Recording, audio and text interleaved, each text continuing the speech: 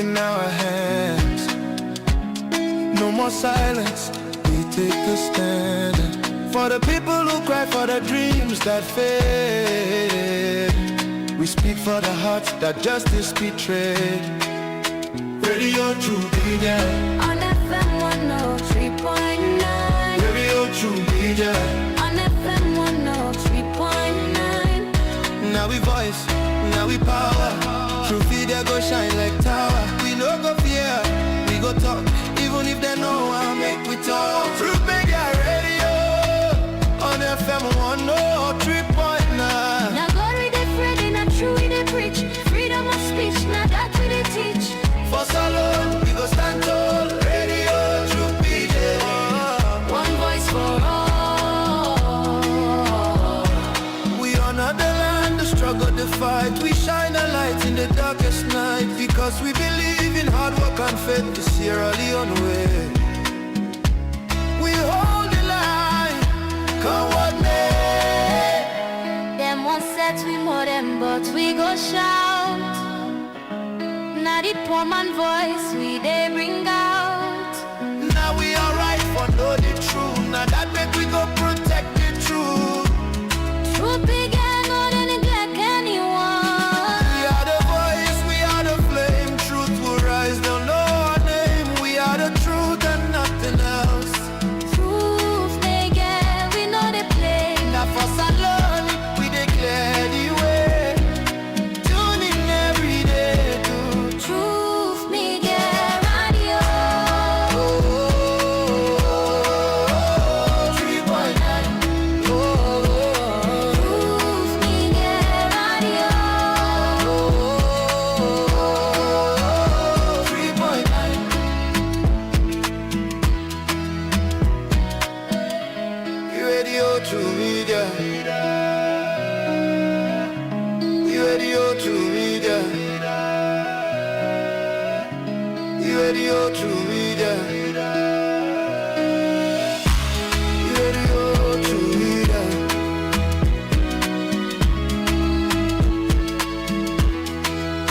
Radio to media. On FM 103.9. Radio. This is Truth Radio, 103.9 FM. We empower the nation.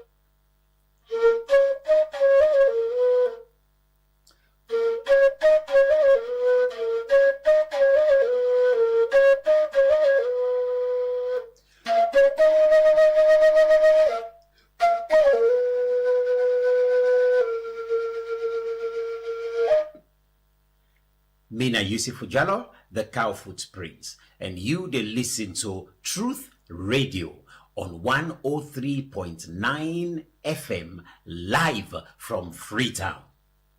Natu de las.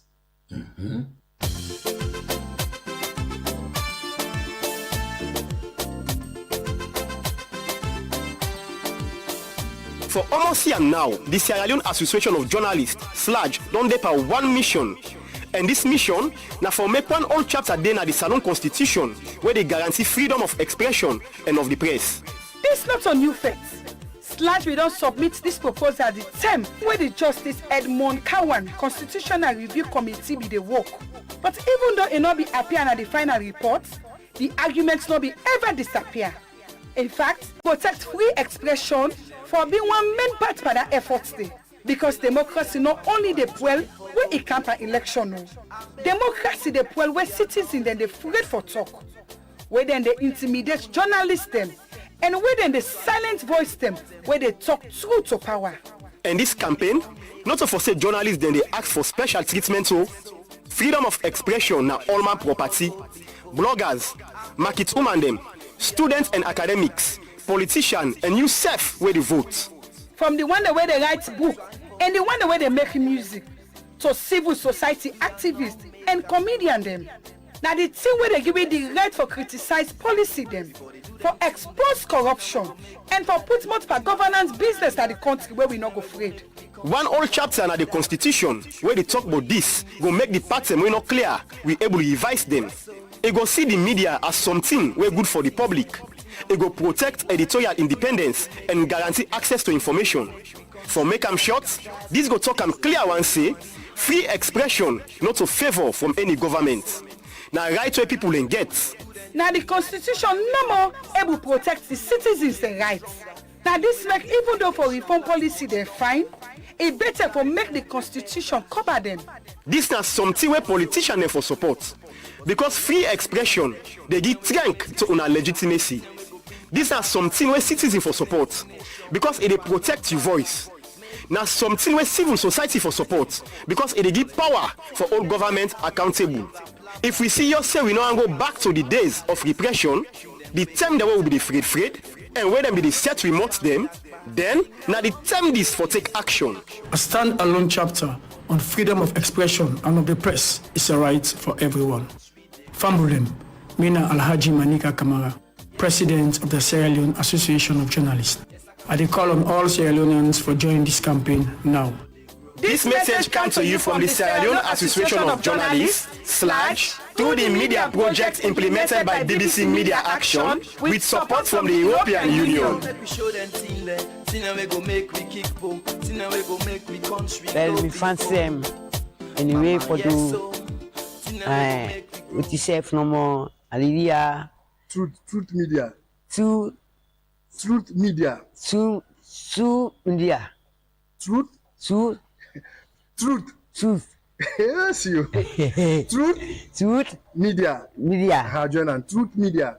Truth Media. Truth Media. Truth Media. Say unala we dey watch Truth Media.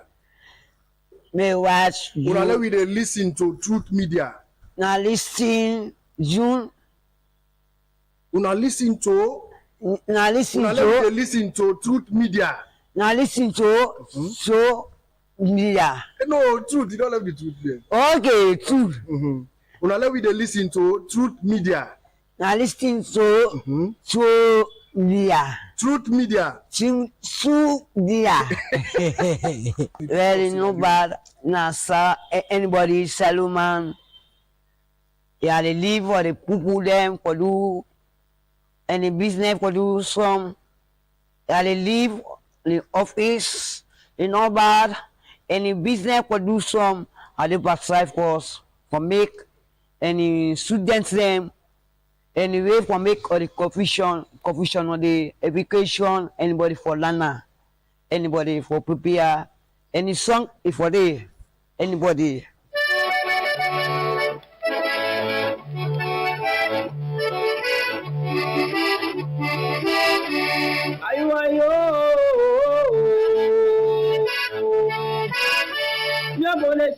Matonya ye pe gbo era we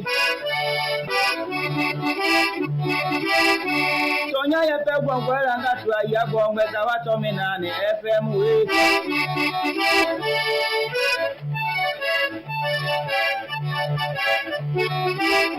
Tonya ye pe gbo era ngatu aya gbo ngeta wa to mi na ni FM Tamianga tu atonya ye pe gbo era we Anya buda tonya ye mi aloma Tonya ye le mi amome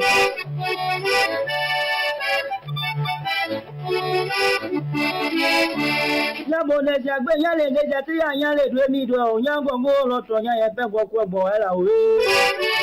Mi ata nu isi vena. Na bo ra bo mi do eva. Ah nyabora je pe gbu ra bo mi wa bi do to nya ye pe gwo bo era.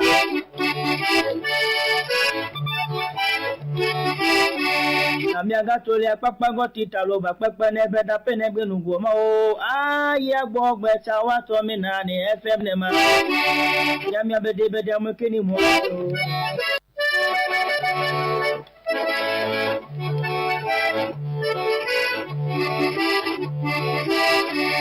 ayo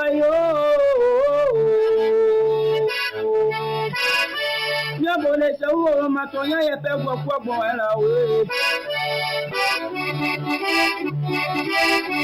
Sonya ye pe gwo era nga tu ya gwo ngbe za wa to mi na ni FM we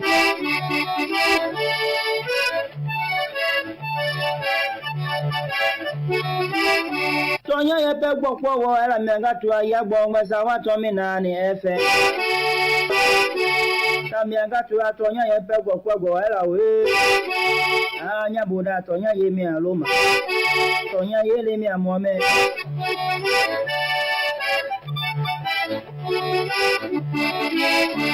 Nyabone jagbe nyale ngeja ti ya nyale dwe mi do nyango ngolo tonya ye pe gwo era we mi ata nu isi vena na bo ra bo mi do eva ah nyabora je pe gbu ra bo mi wa bi do tonya ye pe gwo era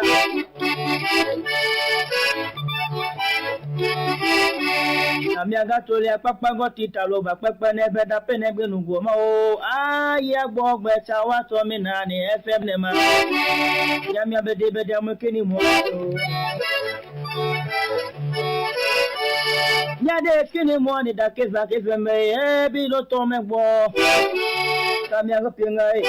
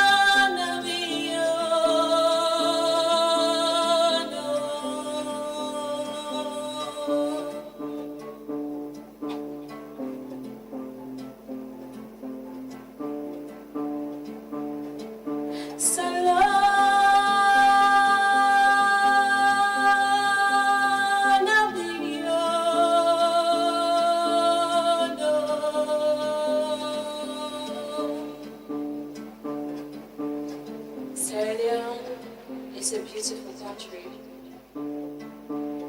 It's beautiful people.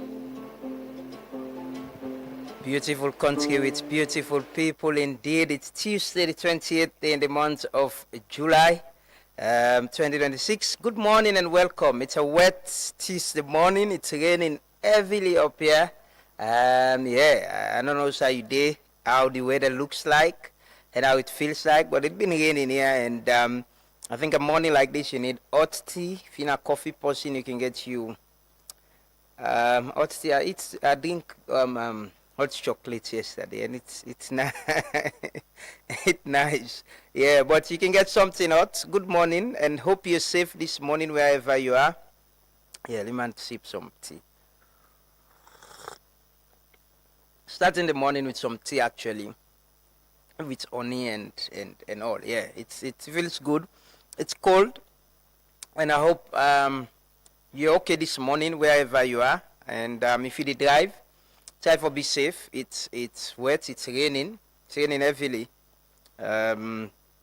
So control your speed, not go too much with bike man and keke rider them. Sure not go be safe this morning and go safely wherever you go. But keep yourself safe out there. If you're not commodate and you plan for commode, don't forget your umbrella, your raincoat, and if at all it's not something that is urgent or important, you can stay home and check and watch the weather, how it looks like as the day they start. When are the early starters them every other weekly morning we there with the Truth Morning Devotion. And I want to thank everybody who don't join with this morning, wherever you are and wherever you listen to it from. Good morning and welcome, and thanks for joining us. We want to thank God for our life. We're grateful, we're thankful for there this morning.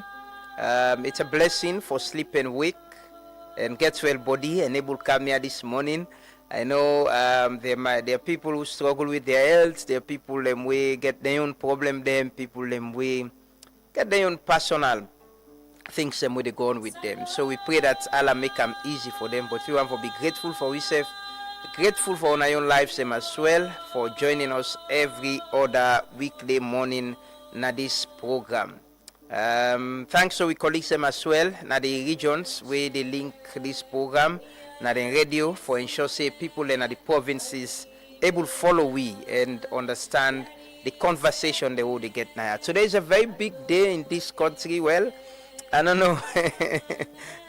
You know, the amendment that will happen today, if they are passed, it is shape how we politics get for day, how we election get for day. Now, constitutional amendment are part of the constitutional review process, but it's basically most of the things we get for do with elections. How we they vote, how we they elect we president, who's time we for elect we president, whether for allow independent candidates then for contest. These are the issues. How we they appoint people and we they serve as electoral commissioners na ECSL. Very, very important things them way don't they cloud the controversy around we elections. And today we ask the questions is the question whether the amendment of this bill will strengthen with democracy, and some of the issues them waiting on a prefer as a people, whether on a first past the post, whether on a PR system, and the 20% threshold for the presidency. So we have to open up the phone line. We have a call. We'll get a conversation this morning before we begin talk to guests them today. This whole program we actually have to dedicate them to the amendment bill, and we have to go Parliament early. Parliament starts at 10. It's a very busy day. I'm sure it's gonna be a long day because the minister have to do the second and third reading, then debate, then gets to a vote. We can forget somebody. We can explain to you how that vote they get for turn like almost person need forget for lay. We able to amend part of the constitution. So continue for stay with you, not go no side. Let's start the morning with prayers. It's raining this morning. Well, it's a beautiful weather, I can say. The amount of rain we get as a country, we surely will allow enough for the struggle for water. We shouldn't be struggling. This kind of rain, country then they need to get in kind of rain yourself, but they've addressed what's a problem. Water for open pump now also and get water. Not a problem, but the amount of rain they get, the amount of rain in the past 2 months, where the rain season also don't bring it to the rain, the amount of rain we don't get, man. Anyways, let us pray. Let's pray for ourselves that God will make we better people. God make this country a better place, and we all go enjoy them. Let us pray. Bismillah, salatu salam ala rasulillah. نحمد ونستعين ونستغفر ونعوذ بالله من شرور أنفسنا ومن سيئات أعمالنا. We recognize Allah as the master, as the provider, and as the greatest of judges. We ask Him for protect we as we don't protect one them before we. We ask Him for guide we as we don't guide one day before we. We ask Him for make we stand for the truth as we don't help other people in the past for stand for the truth. We recognize Him, say na in na the master, na in na the giver, na in na the protector. and we will continue to recognize them until the day we go meet them. ربنا اتنا في الدنيا حسنة وفي الآخرة حسنة وقنا عذاب النار. ربنا ظلمنا أنفسنا وإن لم تغفر لنا وترحمنا لنكونن من الخاسرين. ربنا أتمم لنا نورنا لا بعد إذ هديتنا إنك لا كنت الوهاب. اللهم رب العزة عما يصفون الصلاة والسلام على المرسلين وآخر دعوانا الحمد لله رب العالمين. Father, in the name of Jesus, I want to thank you for the nation of Sierra Leone. I want to give you all the glory and honor and adoration. Lord, I thank you for your mercy upon this land, Sierra Leone. Thank you for your grace. Thank you for your blessing. Thank you for your fruitfulness. Thank you for your love over the nation of Sierra Leone. Lord, I want to thank you also for the life of the President Madabio and his family.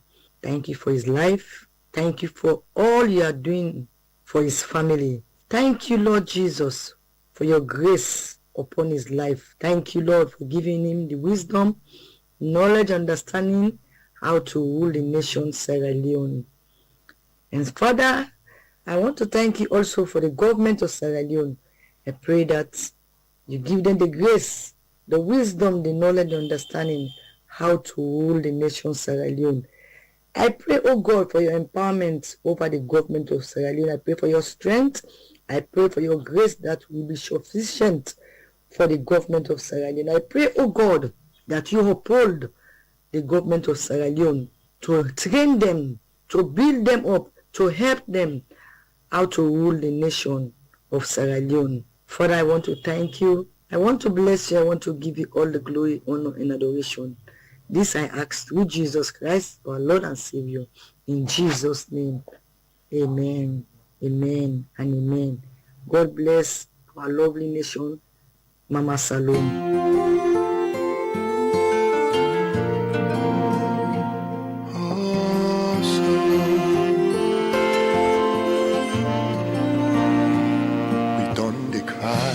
So long,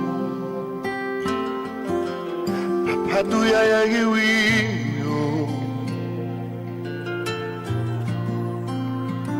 we done the pray, so today, the time don't come for make you answer.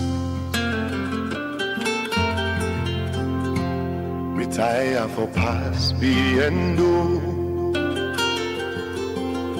Papa, do ya sorry for it? Because we sense a nonsense if we not get you presence. And if we been get drunk, we for don't fetch for we self. But we not able, now you capable for pulu pandiskulala.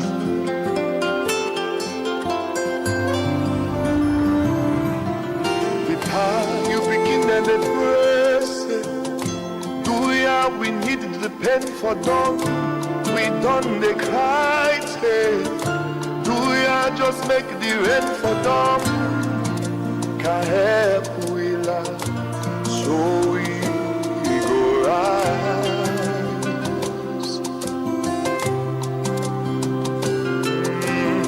Let we not suffer for the one them where they dwell the country with their hand. We leaders them please guide them, make them do good things from make we stand for the land where we love, we sweet alone.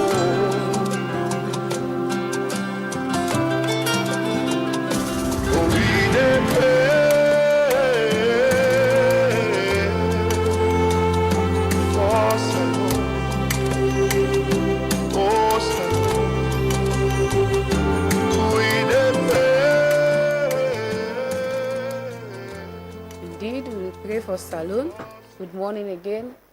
It's a Tuesday morning and we are back. It's raining heavily, but we are here because now this we do. this na part of my civic duty to my country, and at this I get passion for do.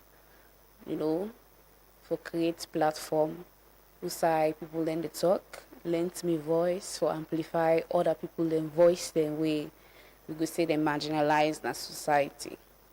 Today it's a very important day. You know, now we country in history as the Truth and Reconciliation Commission be say the Constitution are one of the most important documents in our country. It's a fundamental one where, you know, it's a bedrock and a foundation for every country, and today Parliament get for debate on some certain provisions there. And this constitutional amendment bill, the process, it don't say where it starts, but like today now, especially with some electoral reforms them, they get people that they want this type, they get people that want the PI system, first past post, you know. But you also get some certain people in our society who don't even know what's in the go on. Some don't know what's in the go on because the government efforts for raise awareness about that, you know, reach to them. Or let me say it's not something where, you know, tangible, because certain people and they don't know. They don't even know what's in the happen. If it's not on social media, you know, most people don't know. Some are not active on social media. Then also you get the Gen Z, Generation Z. They are online, but the efforts, the time, most Gen Z these days, most not get interest in politics. They don't want to know what's happen in parliament, they don't want to know what's the debates in parliament, not concerned. All waiting they do most times it's social media or just social life, other thing that we get for do with entertainment and different industries them. The most young people that we go see safe, we go get interest in politics or maybe this constitution amendment bill that is ongoing, this debate where they happen today. Now, sometimes if the person they read politics, political science, or maybe they read some kind social science in a college, maybe in a communication student, and then group of people and they go select them who get interest or even get an idea about the constitutional amendment bill. But you get other groups they don't even know, and this is really important. Yesterday we get Eleanor Thompson, winner the leader and founder of the Citizens by, you know, then self with the ILRAJ, the Institute of Legal Research and Advocacy for Justice. They don't do a lot of awareness. Tell people they're waiting they want for reform. Now this constitutional bill. Waiting they want for reform. Waiting they want for amend. Explain to people what this mean to you as citizen, and also why you for care, why you for want for know. But you get certain sets, like I say, of people they don't even know what's in a constitutional amendment bill. Yesterday, we go around, take voices from the street, try to get people, try to understand, waiting at people their understanding of the process, and if you don't really know what's in the gone or what's in the happen at the country, but some people no care, then some man, it's not like you not care, some man no one problem, no, you not get time, anything we get for do with politics, government, like it is shy away from how for wake no one morning, turn into 2 to 4, grab, go fena, surf back, you can see no, I know more isabi. I can remember one time when we go out to get voices from the streets. It was during the close season where they lock the sea, where artisanal fisher they not really fish, they want the way they sell fish in the stream. My old gadgets go out for film, and the film people try to get interviews or ask them how did they do then. I meet this old mommy, they sell fish. So I was like, yes, ma, I want for interview, brief her. She said, yeah, I know one problem. No one problem with the government. Slim face, no show per camera. I explained to her and said, no, this, that you're right. If you want to express yourself, say something like in the right way, with genuine concerns, we get we want from a government know saying that this will go through. There is nothing wrong with it. It's a form of freedom of expression and democracy. The mommy no and I watch myself. Then I say, okay, is it okay because the Saiwa be there around and I don't be see other fish there because fish be scarce. So I say, okay, is it okay for that to take cutaway videos them of the fish where you don't put in the blind and the basket? You say what's in fish no show. Then I say, okay. I decide for start the filming. The mommy like He moved some meters away from the fish. Let's say he announced Joseph by the video. Then as I said, I don't done. Now he can hear me, mercy. Hey, me picking on one problem. Hey, me I know one problem. So the mommy I watch her, they were all to laugh. Then I explained to her as a certain time and the way people they come to now. Then some people again they get that fear as well. When you meet them, you ask them, even if something they on them off the record, then go explain, then go talk. But if you see now for put camera before them now, say can explain, I will let government wait the money. So man, what they say, we don't talk to journalists, then say we don't talk. That's not happen. We want make this happen. Me, like me, so they don't interview me, say there is no change, and it's so me, I don't have for talk. Sometimes we tell them it's an ongoing process, it's continual. Make them not tired for talk. But now so some people just get that kind of fear. They say if in talk or voice out a genuine concern as a citizen, you might get in trouble. I don't know why people get that, that perception there. Because anyways, this morning we can take a national anthem and pledge as we can always do now. And this morning, stay tuned to the Truth Morning Devotion on 103.9 FM. My name is Nafisa Tola Nkadin, the co-host for the Truth Morning Devotion. Hi. Now. Highly exalt thee when on that sleep. Great is the love we have for thee. Family united, ever we stand, singing like great old native land. We raise apart and our voices are loud. That means on the valleys we echo our cry. Blessing and peace be ever and ever. Land that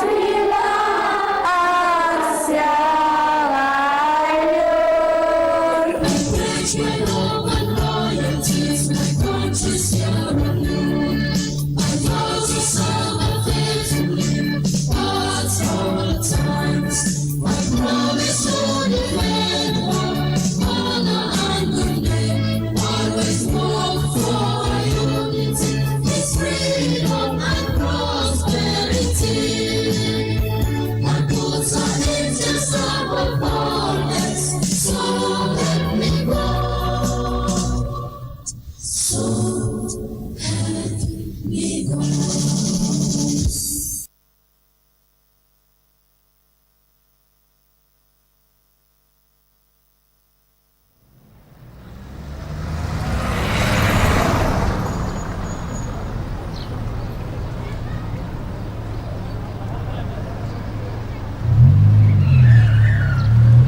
Will the Mamama village get their rights today?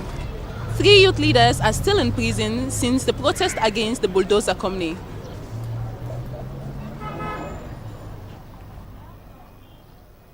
Having heard the argument from both the prosecution and defense, I hereby declare the following. On charges of embezzlement of funds, not guilty. Hey. Oh, this country. On damage to community welfare, the defendant is not guilty.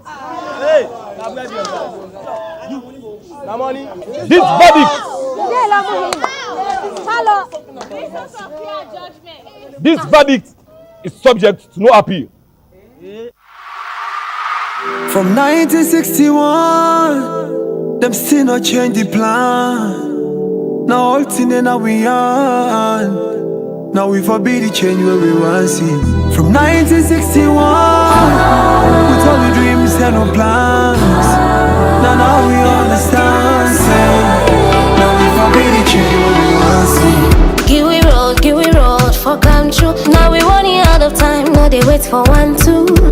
Every other day they get plan B. Red and green promises when all they ever come true. Gay now we turn you a mulala.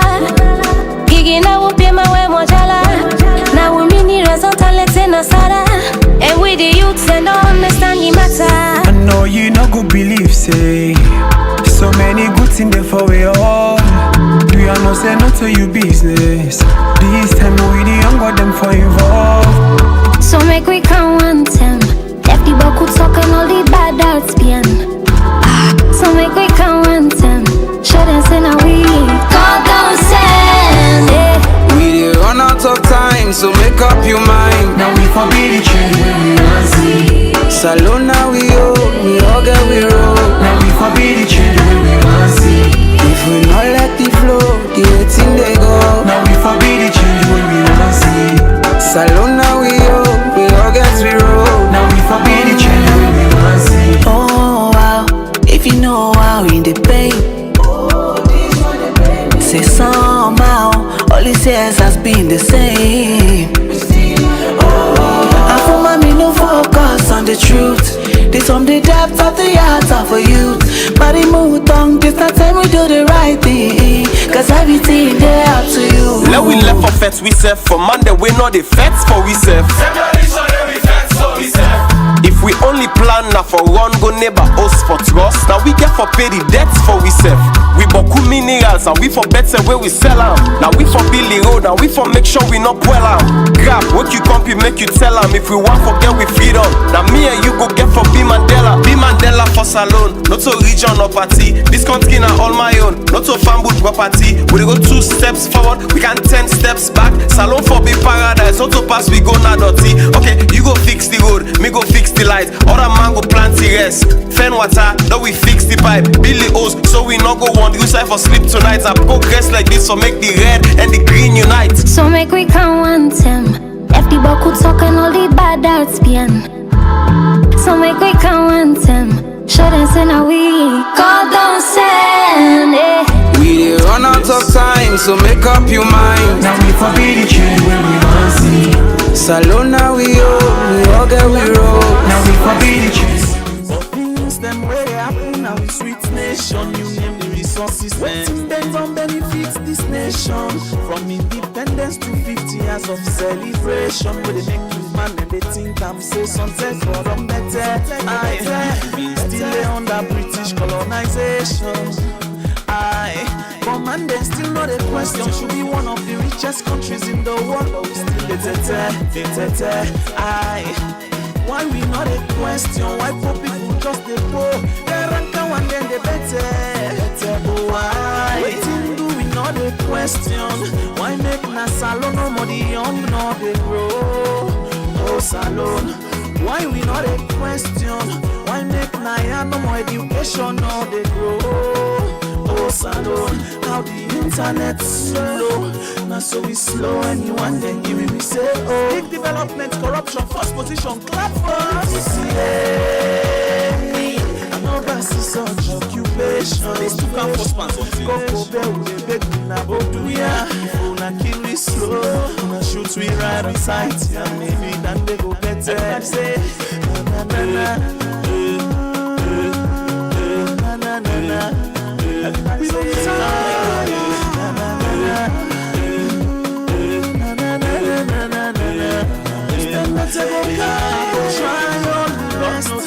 yes, I go try for unite this generation. Sabotage make them misunderstand the intentions. Welcome back, listen to the Truth Morning Devotion on Truth FM 103.9. We broadcast live from the studios na Ilcourt na Freetown. Questions, not afraid to ask. Today I ever do roll call on the MPs them. You know, it's a day we need for Sabi with MPs and possibly we show them photos them and then names them so we go Sabi them. Let we know the people them where they decide for we today, you know, because the section then at the constitution where then they amend it, not to entrench clause, not to clause them where need we for vote in a referendum. Now we members of parliament them with the number one responsibility. Now for represent we, they are the people's representative. Now they get for decide on we behalf today. But I know we don't get conversation a lot about how much people don't know their MPs. How some areas they don't get MP where they represent themselves. Because it's the district. If the MP they far west, they tell me yesterday, I did been they mentioned yesterday, say from Poti, take come inside Tonga. not get like one MP where they represent that party, because the people they them big symbol where them put they name them against the party symbol na that part they not fall within waiting for make them in a parliament. They not inside the first 5 or so the party in list. So if I don't know MPs, give do the roll call on the MPs this morning, give show them photos them as well and call their names them out. Then we open up the phone line. Tell me what you think about first past the post PR system, and what do you think about the threshold on how we for elect a president? What do you think if we allow independent candidates then for contest now the election? Whether a president for appoint the people them now the institutions them way for then a part of the search and committee for get people them from for ECSL and PPRC. We want to get that conversation. They will ask them questions and they. But let's take some quick public service announcement. Them they still continue for bring to the attention of SLRA. SLRA say Road Maintenance Fund, National Disaster Management Agency, and we engineers them generally. The railway line bridge. Yes, let's take the railway line bridge story as part of a public service announcement for remind the authorities them say the bridge in a very bad shape. We need for again some makeup and rub lipstick panam if possible. At least we can strengthen them, until we get plenty money for do a new bridge or add, the bridge. But yeah, let's take this story quickly from Andrew Chupele. The old railway line bridge, where then at St. John axis, don't sound like one-time bomb from the early 1990s. This bridge don't they serve as one important route where all man they use for cross go to St. John, another important area there. Today, this same bridge don't they cause boku worry because in condition they bad by the day. Every day, school picking them, Okada rider, and trader themselves can pass na this bridge, but the bridge don't hold. The structure self don't weak, and plenty parts don't broke. This don't make plenty citizens them. They afraid say if authorities do not take action quick, serious accidents go happen around this community. People where they live around this community, they continue for call on the Salone Roads Authority and the government of Salone for intervene urgently as the bridge don't turn to danger, and that government need for rehabilitate this bridge before disaster happen. In fact, most the way people build around this bridge don't they collapse. Also, people the way they live around this community don't turn this bridge to dirty box as dirty don't flop under the bridge. As the condition of the old railway line bridge they continue for worsening, the call for immediate action they grow stronger. The question now, how long citizens then go continue for risk their life every day before authorities then decide for act? Plenty Salone people then they hope say this one is going to lead to quick intervention before disaster happen. For Truth Media, Mina Andrew Chopele. Plenty thank you to Andrew Chopele for that report today.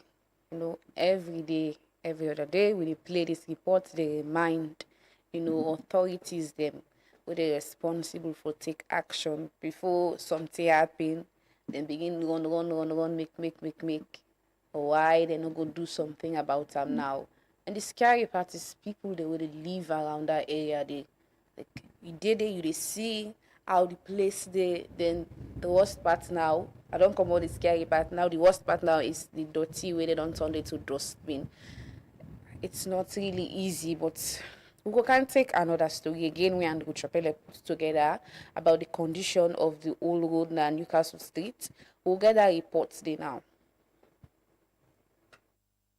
The bridge on Newcastle Street inside Thunderhill don't they from colonial term, and this bridge don't they help people where they live in the Thunderhill community for able forget easy access to the Bible old road. But over 2 years now, this bridge be done damage. When the bridge be done well bad one, authorities then be go block them for make motorcar, okada, and other people not dey use am. But this bridge don turn death trap na this community.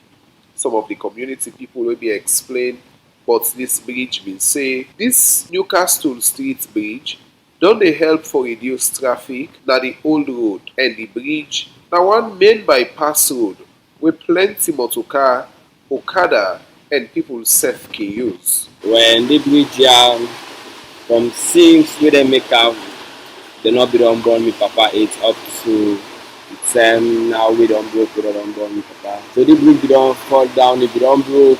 But they affect we the community people them because now access road now it may access road this because if now bridge dey over and up well now this access road which they use. Even the queen self now it pass at the bridge here. So please we ask the government we can help the community. We are the bridge now it may access road we help the country we are the big. Where the bridge I don't fall now up to 2 years now. Make sure see how they go.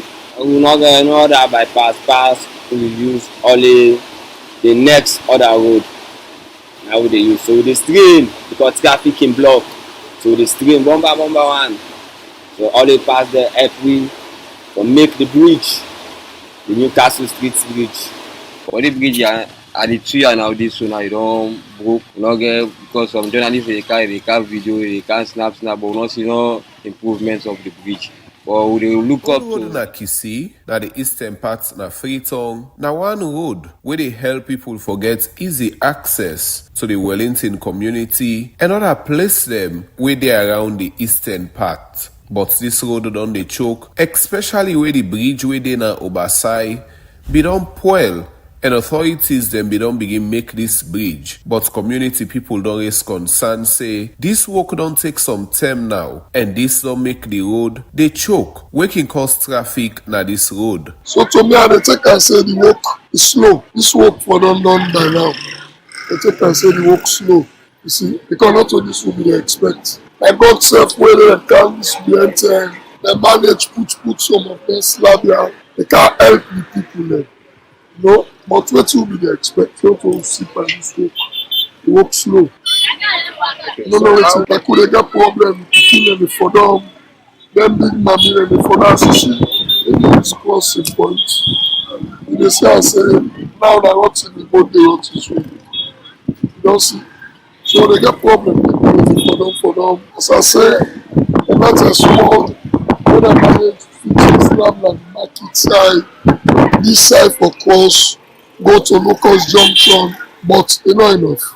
I'm in a residence of Overside for over 20 years now. And because this bridge now a colonial bridge, we don't say, so the way we don't know the years we don't construct that. But many activities they only take place in this bridge which cause a damage. You know, one people they trade or today and you cause serious problem to the bridge. You know, and this water passage where you know being get two water passage give the cause for let the bridge being collapsed at one time. Since then all the media when it comes call government attention to make sure say they make this bridge at least run seaway they award the contract to Gento in contract to run the work. But we don't know what's happy as they go on, we just see the job just stop, we don't know what's happen. We don't try to ask questions but we need to get answer from the authorities then. But so far so good, be impressed with the work of Gento at the bridge. We self-satisfied with the work.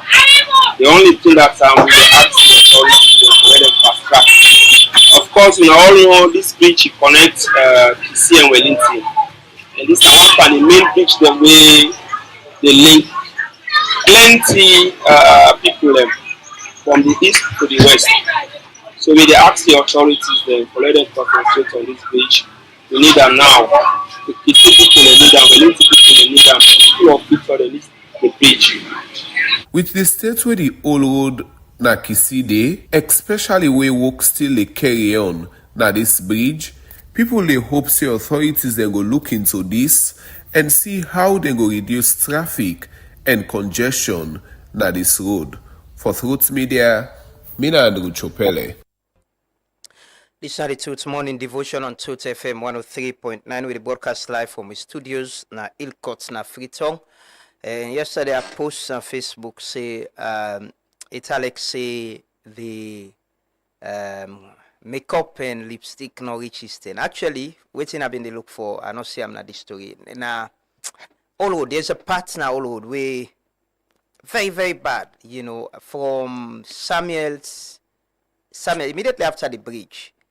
They come down by, is that Medziga State? No, not Medziga State. There is from Samuel's actually, where you as immediately we pass the bridge, the road puts all serious deep hole. Imagine made a drive motor where I small, and you go inside very, very deep. You see the old day.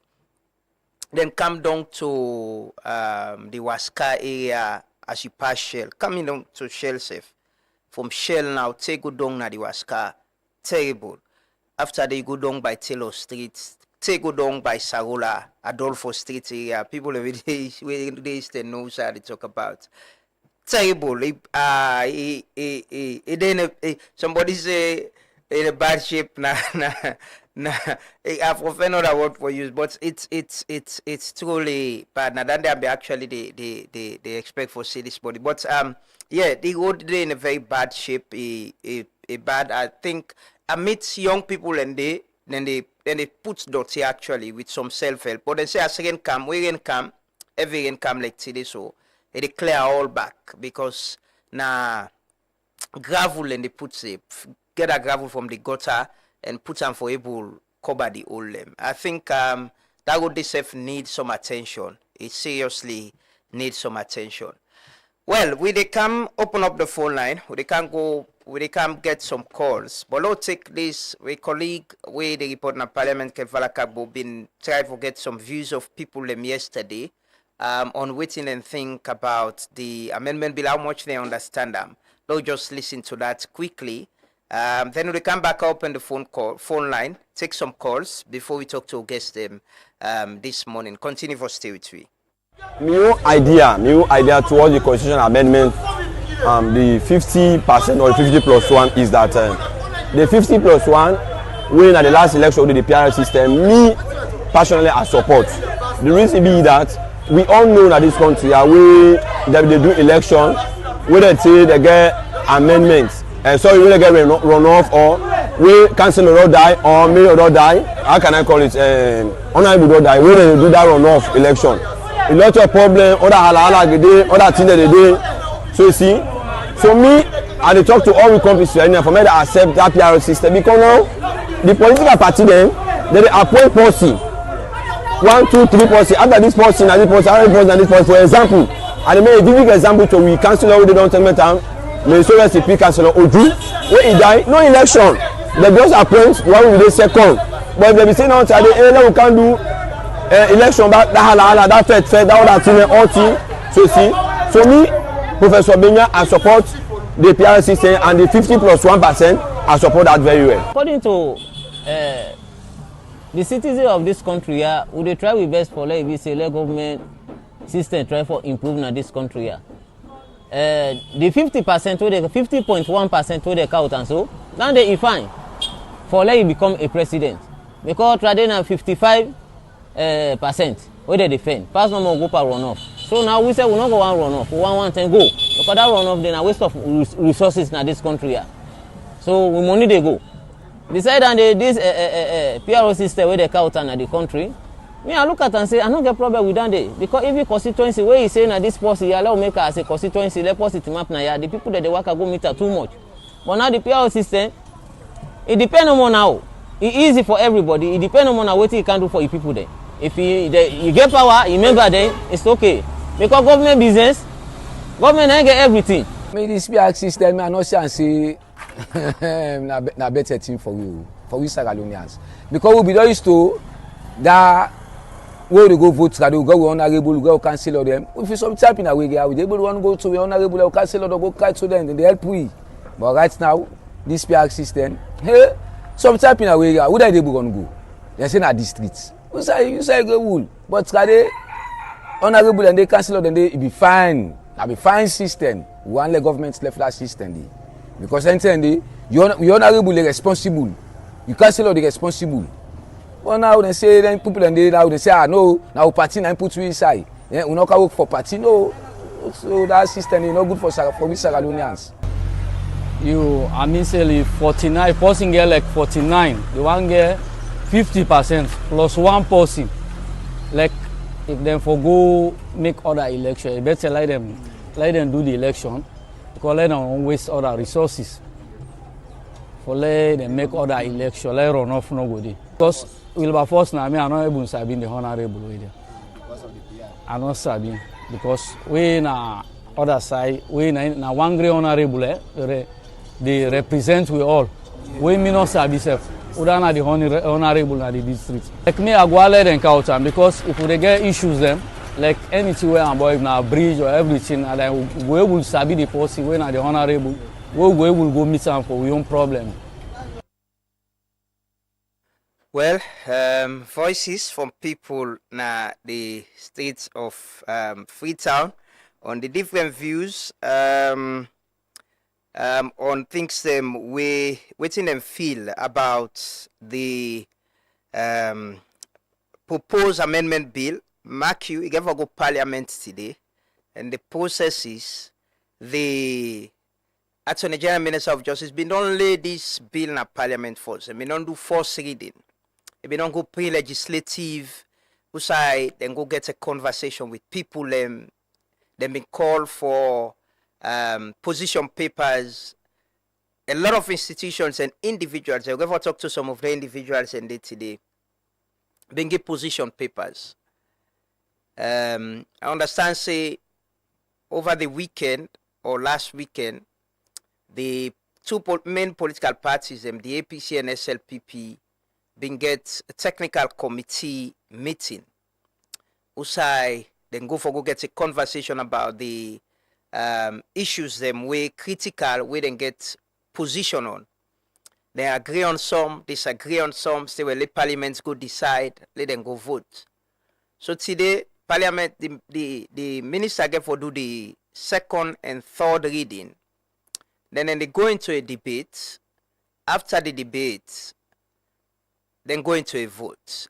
There are critical issues them way, according to Adi Macaulay, we've been when I've been part of the technical committee, where the APC been sent.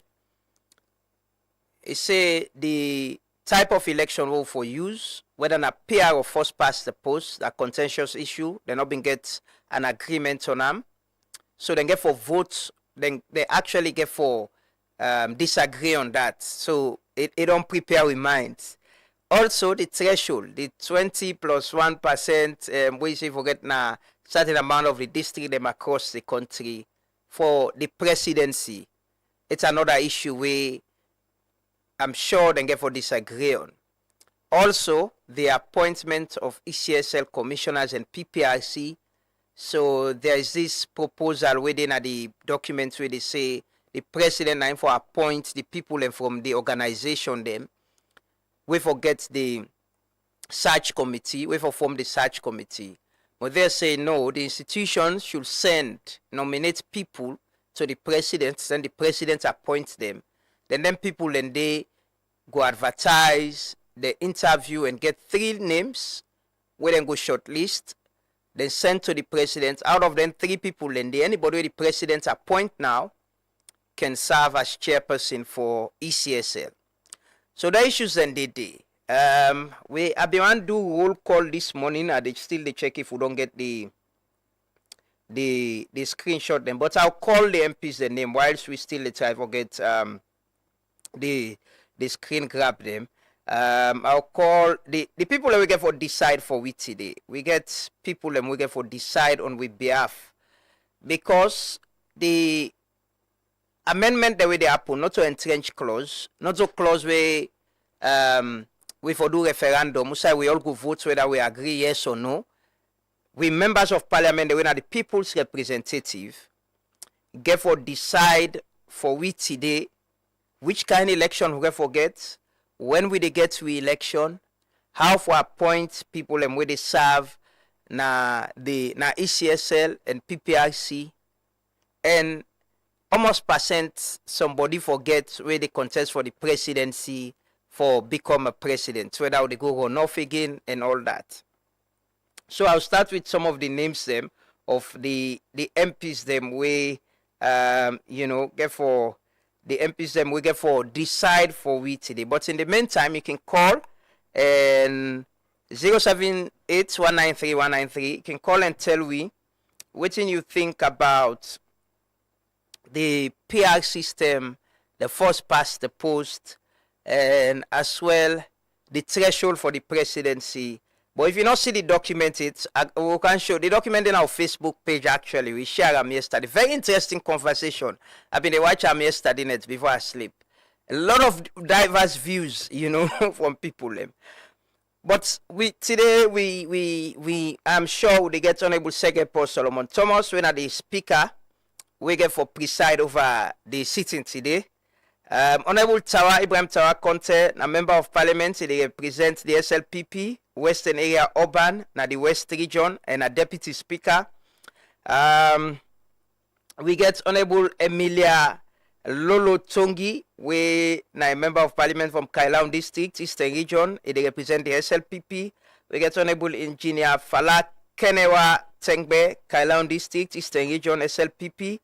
Honorable Indolo Moiwo Givao, Kailaun District, Eastern Region, SLPP. We also get Honorable Sati Banya, Kailaun District, Eastern Region, SLPP. Honorable Awa Roslyn Siafa, Kailaun District, Eastern Region, SLPP. Honorable Quintin Salia Kone, Kailaun District, Eastern Region, SLPP. Honorable Wiata Bernadette Songa, Kailaun District, Eastern Region, SLPP.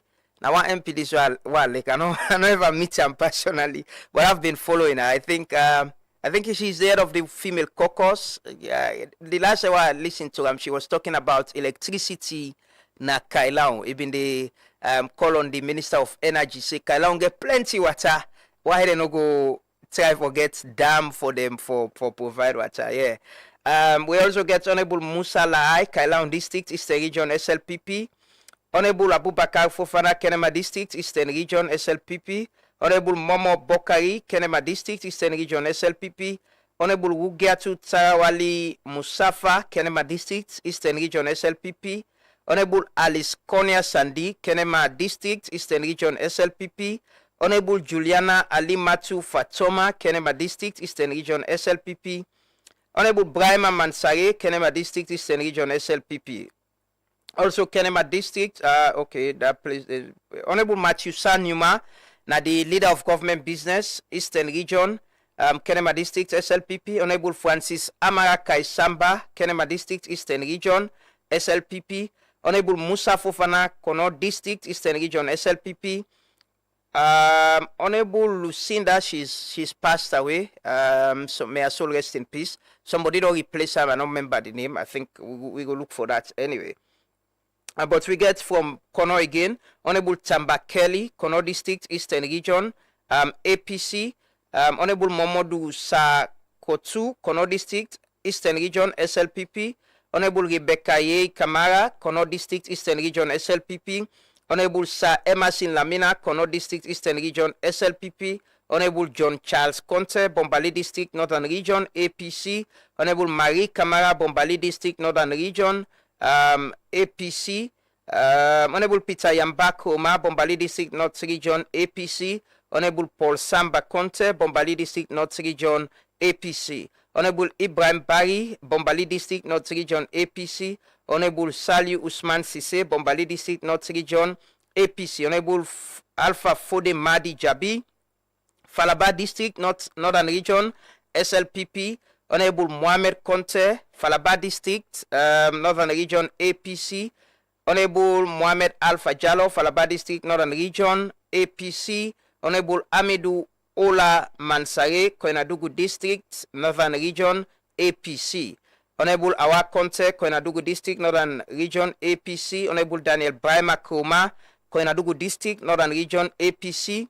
Honorable Daniel Amadou Bangura, Tonkolili District, Northern Region, APC. Honorable Aaron Aruna Koma, Tonkolili District, North Region APC. Honorable Aruna Pape Solomon Lako, Tonkolili District APC. Honorable Jawa Sise, Tonkolili District APC. Honorable Alaji Soriba Ture, Tonkolili District APC.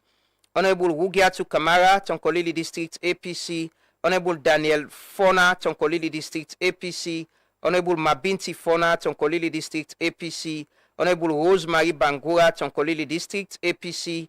And Honorable Mohamed Shaidan Kamara, Kambia District APC. Honorable Abdul Karim Kamara, Honorable AKK, Kambia District APC.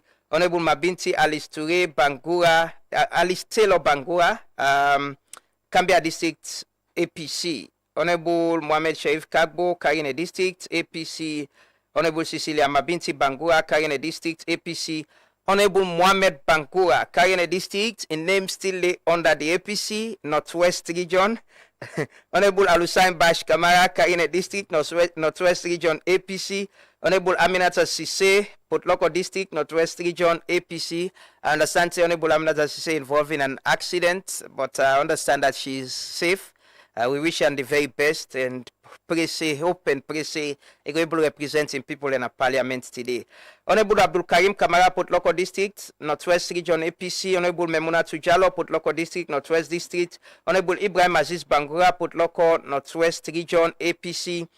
Honorable Abdul Latif, Potloko District, Northwest Region. Honorable Abdul Kagbo, Potloko District, Northwest Region. Honorable Basiru Siliki, Bo District, SLPP. Honorable Yusuf Makre, Bo District, SLPP. Honorable Christopher Kekura Vandi, Bo District, South Region. SLPP. Honorable Jibril So Moije, Bond District, Southern Region, SLPP. Honorable Fatmata Bintu Bokari, Bond District, Southern Region, SLPP. Honorable Alice Jeber Kumabe, Bond District, SLPP. Honorable Alpha Ben Mansare, Moyamba District, Southern Region, APC. Honorable Veronica Kadisise, Moyamba District, Southern Region, SLPP. Honorable Captain Retired Sylvester Arnold Maxwell Boyma, Moyamba District, South Region, SLPP. Honorable Edward George, Moyamba District, South Region, SLPP. Honorable Mariama Munia Zumbo, Pujem District, South Region, SLPP. Honorable Dixon Momo Rogers, Pujem District, South Region, SLPP. Honorable Sidi Mohamed Tunis, Pujem District, South Region, SLPP. Honorable Kemoko Conte, Western Area Rural District, Western Region, APC. Honorable John Sati Kagbo, Western Area Rural District, Western Region, APC. Honorable Abubakar Fofana, Western Area Rural District, West Region, APC. Honorable Rugiatu Rosi Kanu, Western Area Urban District, West Region, APC.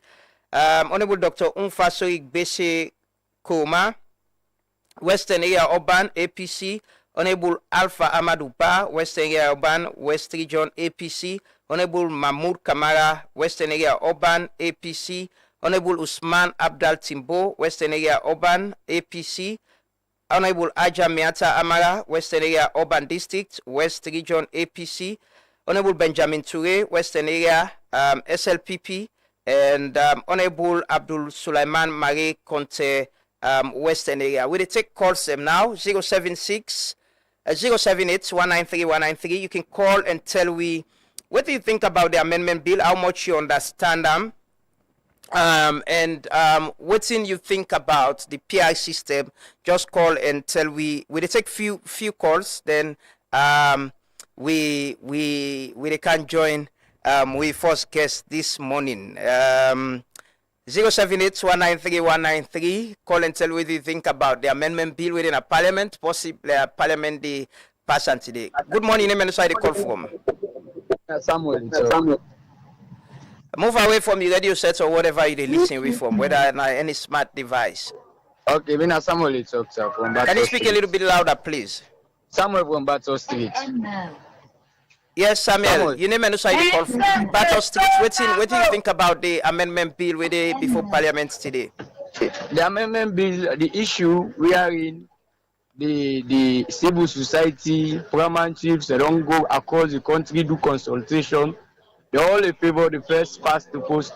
So it's like I think that the best position where parliament will look on, because it means it represents the people and direct rather than the PSP Act system The PL system, it work on the political party, the interest of the political party. All you want the way don't die. Member of parliament, the people in the party who are in favor, and them appoint to represent their party.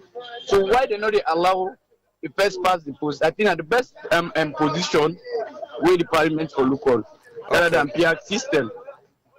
Okay. Well, thank you so much. Take few more calls. 078-193-193. Some MP then say me don't forget the name. We the show on the screen now.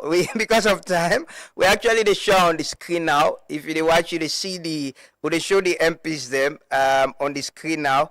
But you can call 078-193-193. Call and tell me what you think about the amendment bill and what you expect from members of parliament today.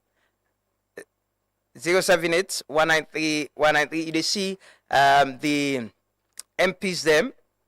If you watch, well, people already watch. Okay, Honorable Usman Wuri Jallo, Western Area Rural District, SLPP. Good morning. Name and side call from, please. Good morning, Lamrana. My name is Mohammed. I come west part of Freetown. Okay, Mohammed, what do you think? What do you expect from members of parliament today with the amendment bill? Yeah,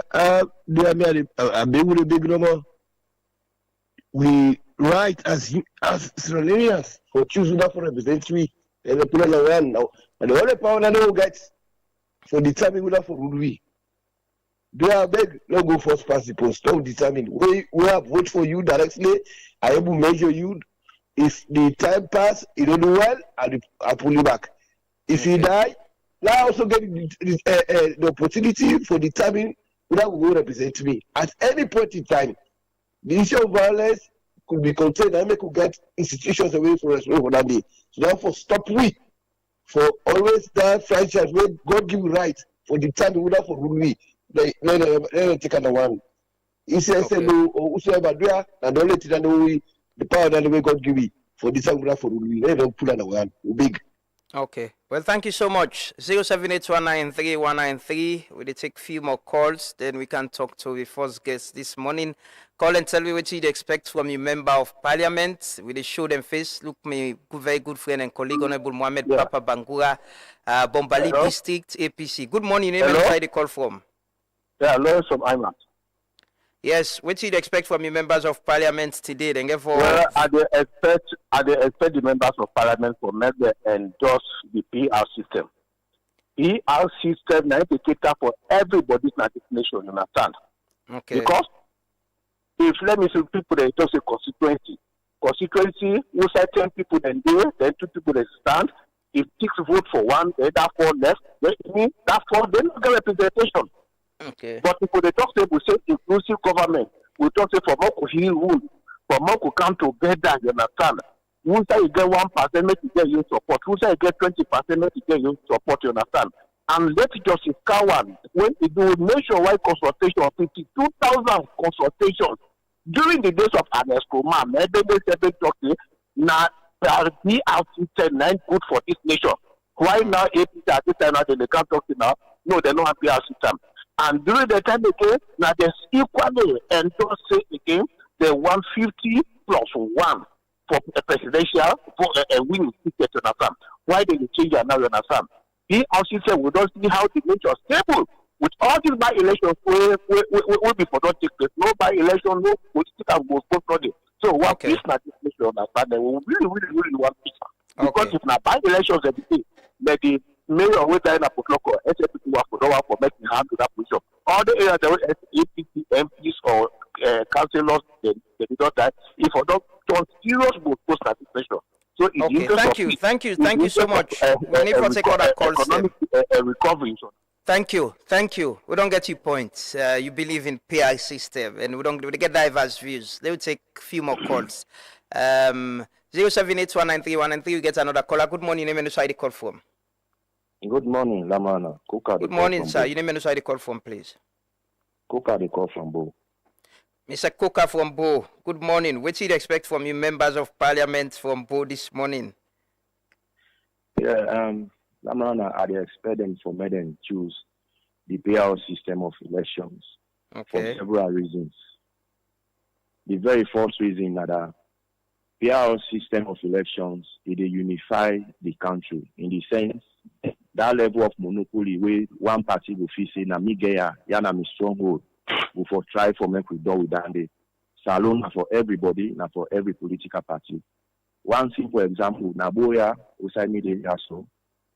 Before now, we did the CC na SLPP, na in they get both the honorables and the councillors.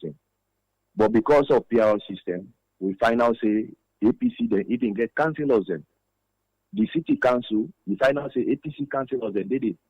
This as well happen at Freetown, so on and so forth. And you go to the other level, you find out say before now, whenever one MP die, that kind fed for me able to replace that MP. So much of fed can they people and they die, so on and so forth. So PR system, they by elections. However, the PR system get two negative parts where one from the country or let we let the parliament go look at. One, now the percentage, let them able to reduce the threshold. Secondly, let them able to get an open list. For example, if this honorable they represent this particular constituency, then they're able to know say now from that constituency that honorable they come out. Let somebody not come on the other side, they go represent people and na the particular side where it be say after they don't vote in, the even massive. This thank you so much. Thank you so much. We'll take two more calls, then we can join with guests. We can open up the phone line back, possibly in the program before we end today. It will be an interactive session. Good morning. Name and the call from, please. Good morning. Good morning, sir. You name and the Commander Jibo, you are Kaloma. Yes, Commander Jibo. How the morning? How are you? Today, I can let you know everyone enter. Why you talk now? Too ready. Okay. Well, welcome. First of all, we tell the security thank you. Whatever we do is all man they go about the business. Okay, Commander, what do you think about what you expect from your MPs them today on the amendment bill? Me for me and my opinion, na Sierra Leone na my opinion. Me that PR system, I try to go out at the bunker and no one time. Because for one PR system, nobody knows the sum of we, especially who stand for the country, nobody study UNP. Nobody not travel to, especially the Waterbury. So I don't want to be get PR system. Now we and the government by the people. We the ordinary people now we the choose MP. For this PR system, I swear to God what I will talk to again the fact.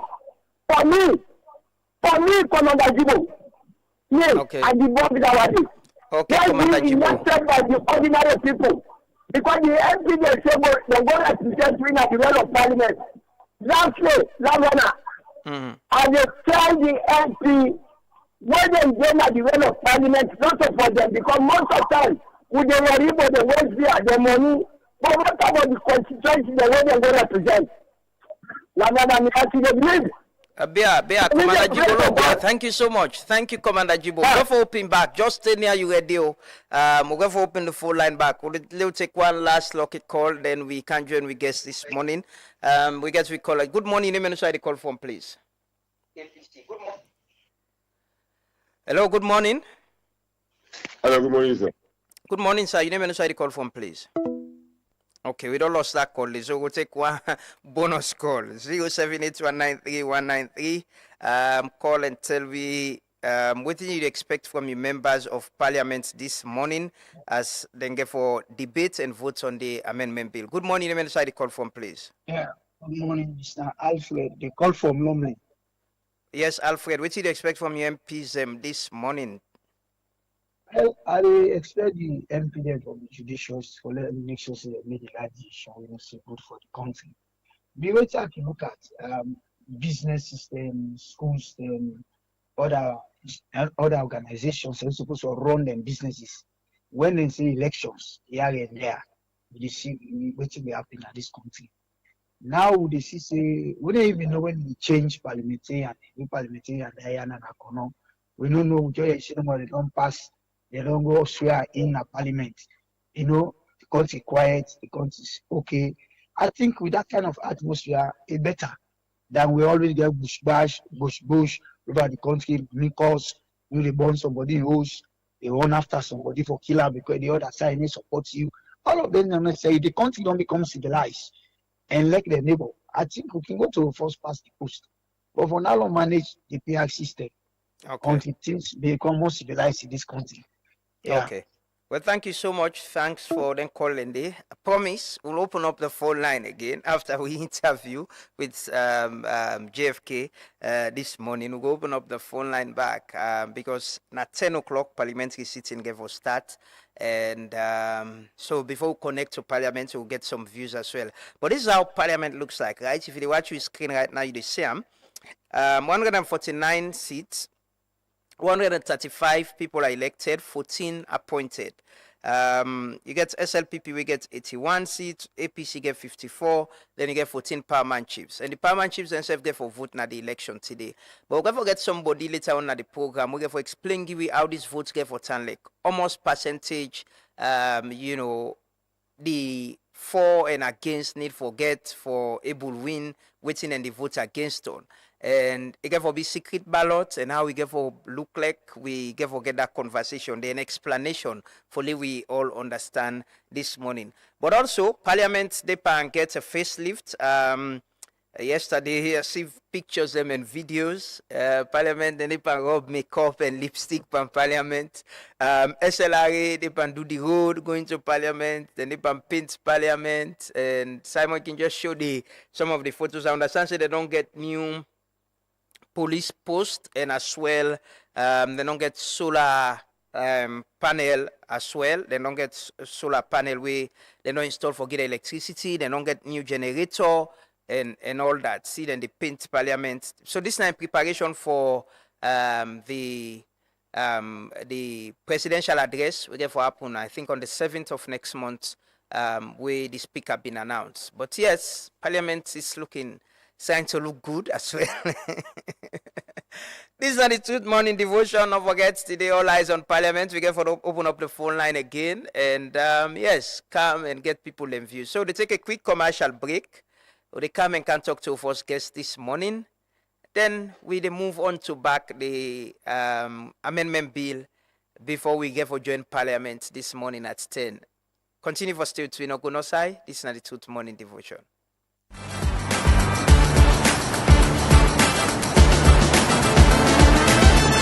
In the heart of Sierra Leone's dynamic rhythm, Rocal Commercial Bank is your beat to a brighter financial future. We're not just a bank, but we're your financial partner committed to your success. We've got the financial tools you need to rise higher.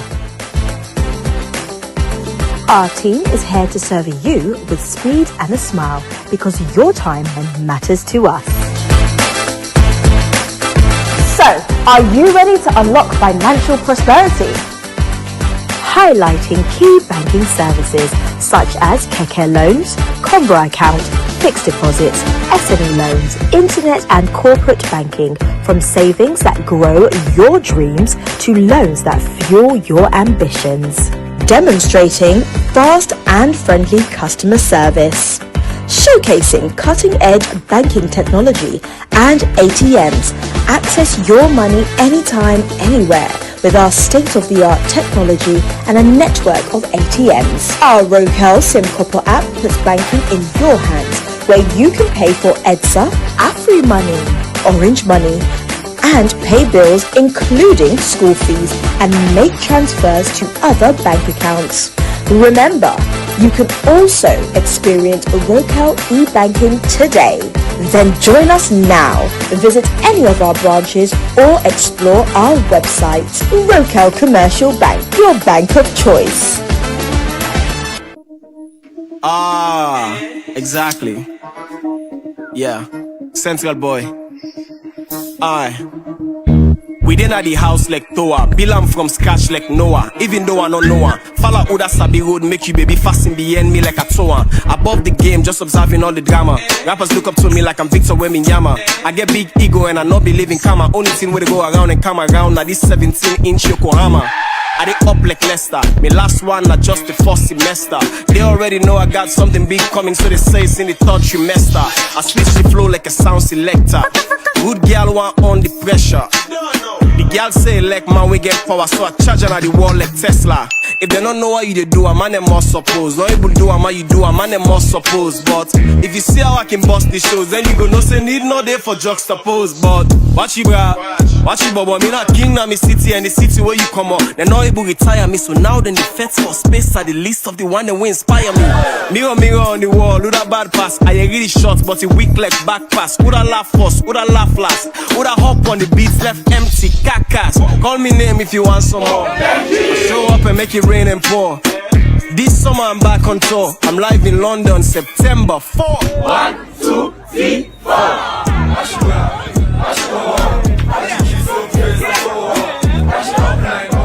When starting your day, getting fit is the first step. When the hustle starts, nothing should stall you. When it's time to plan your future, saving should be easy. When you're ready to expand, no room for excuses. When your child needs relief, waiting isn't an option. And if it's you asking, no isn't an answer. Because for us, when it comes to banking, it's all about you. Are you tired of waiting in long lines at the bank? Say hello to Omnolite, your ultimate banking solution from EcoBank. With Omnolite, managing your finances has never been easier. Here's why. Omnolite allows you to enjoy easy access to your account information across multiple countries. Monitor your accounts in real time from the comfort of your home or office. Rest assured, with Omnolite, all your online transactions are guaranteed secure. Do you need to transfer funds? No problem. Whether it's domestic or international, Omnolite has got you covered. Make multiple payments effortlessly with our convenient multiple transfer service. And paying bills is a breeze with Quick Bill Pay. Plus, schedule future payments hassle-free with standing order. Want a checkbook? Just request it on Omnolite and it will be delivered to your doorstep within 10 working days. Experience the convenience and efficiency of Omnolite today. Visit us online or at your nearest EcoBank branch to learn more. A better way, a better Africa. Hey, think you got what it takes to be your next up DJ? Whether you're a professional DJ, radio DJ, upcoming DJ, club DJ, streets DJ, even pop DJ, or DJ self with the DJ and bedroom. This is your chance for stepping to the spotlight. Compete for be the best and choose along with made of. Bring you energy, bring you originality, and most of all, bring you A game, because this might be a moment. If you believe say you get wetin it takes for win the 200 million, get it from today. You ready? You ready? Vibes and Spin DJs battle coming soon. Brought to you by Crips International. Let we end discrimination. We current constitution say the states for discourage discrimination. We new constitution say for ban am. This one word don't change all thing, and this means say discrimination based on gender, tribe, religion or disability no go just wrong, it go also become unconstitutional. Make we tinap bien a constitution where they protect we all. And for no more, visit www.myconstitution.gov.sl. This message they come up from the Office of the Attorney General and the Minister of Justice. Orange Maxit app, they give you more sweet special features we designed for make you life simple. No miss events. Buy tickets for concerts, sports match or any show directly from the app. Enter the marketplace, shop latest products them, check special offer them, and enjoy exclusive deals. If you make mistake on transaction, no worry. The app gets instant reversal feature where they give you control over your money. All their special features, yeah, and more they waits for you inside the app. Download Maxit now and enjoy the full experience. Orange. Welcome back. back. This is the Truth Morning Devotion on Truth FM 103.9. It's still raining out there. Be safe if you drive, and be very careful if you ride your bike or keke this morning. And I know today is a very busy day. We have to open up the phone line again. Let people and get them views. It's important for let people and get an opportunity for say what they want to say. But this morning we can start the conversation with somebody we don't see how this all started, how we should review our constitution, get a new constitution, amend certain areas them. And I get the pleasure this morning for welcoming at the studio Joseph Fitzgerald Kamara, former Anti-Corruption Commissioner, Attorney General, Minister of Justice, and a flag bearer aspirant for the main opposition APC. Good morning, sir, and welcome. Good morning, Fambulem. Good morning, Lamrana. Yeah, that cap the left and give me. All right. Yeah. You get beaucoup passé. I think you count on today for It looks good. But good morning and welcome. Thanks for joining us this morning. How has it been? How has it been with Joy? Joy still in our road coming? Yes, Joy is coming, and I like the way they resonate with people wherever I go. It sounds hope. You know, and people just think, say, JFK, what's how you pull this? I say, a day inside the heart, and I got it from Bond. When people then tell me then sad stories. So I think I just can't say anything else, but I promise them joy. And that is what I want to give back to Sierra Leone. Selflessness and joy to the people. I see there's a data and analysis of the lower level election after the election. And the news go out that you sweep most of the area there. You sit comfortably now? Not that I sweep. I think it's a modest gain, but I see everybody else publish different data. All man, they say all my win without any empiric or statistical evidence or support. But in all of this election business at this lower levels, it's all about how aligned are you to the winners. It's not we, the aspirants, that contested. So it's your alignment. And most of the time, your alignment, they show how deep you're inside the party and with the people. So for new entrants into the game, it's difficult because it's if we don't deal with them, if we don't sabi you, no amount of money will come overnight, because if not to that, you go see the red devil in the morning. So at the end of the day, it's all the relationship that you've welded over the years with these delegates. As most people can see, 80% of them, when they will come back, they were returned winners. They've been on day before in the executives. Most of them are not new. So apparently it is a confidence that they have and the engagement. You will recall I had a constituency tour in the last 3 weeks preceding the elections. I went all over the country and re-engage and reinforce the message to the people of joy is coming, and then waiting our policy directives and all of this. So it reflected in the results. It's safe for say you get, I see, I just watch the data. JFK aligned gets 38.9%. Other aligned or aligned gets 61.1%. Is that satisfactory for you? Not at all, because we're still the way below 50%, any of the candidates. We have to work more, and I feel say there is much more to do. If we did above 50% by the time we go to the convention, then that is the only time that any candidate can feel reassured of victory. Where we are now is really split, and I think at the call for consensus, it's about time we begin to talk to one another, that we start building blocks. We cannot go to the delegates convention 20 candidates. It just cannot happen. The loser will be the party. We will not have a winner. So I think it's time at the call on my colleagues let us start coming together and begin talk and see who that go left for incumbent, who that believe he get a better chance than the other, a slight chance, because we're all good. We all have opportunities. We all get stories. We all get promises. But if we don't come together and believe, say, there is at least one person that we could rally behind, and maybe if they believe, say, it's JFK as a result of the show, let us come together. Is that not early? Not too early. We don't pass the constituency stage. We only get now the district and the regional. And if we wait too late, so much expenses will have gone. People are going to overspend. And for the build deeper, we're going to make it difficult for them to left and grown and go participate or tie block with another person. So it's never early to form coalitions. It's never too late to come together, to talk to the people. It's about time, because this is not about JFK. It is not about any other aspirant. It is about our party. It is about the nation. We have to give up. You know, ego get for put down. We get for put we egos down. We get for let down the hairs.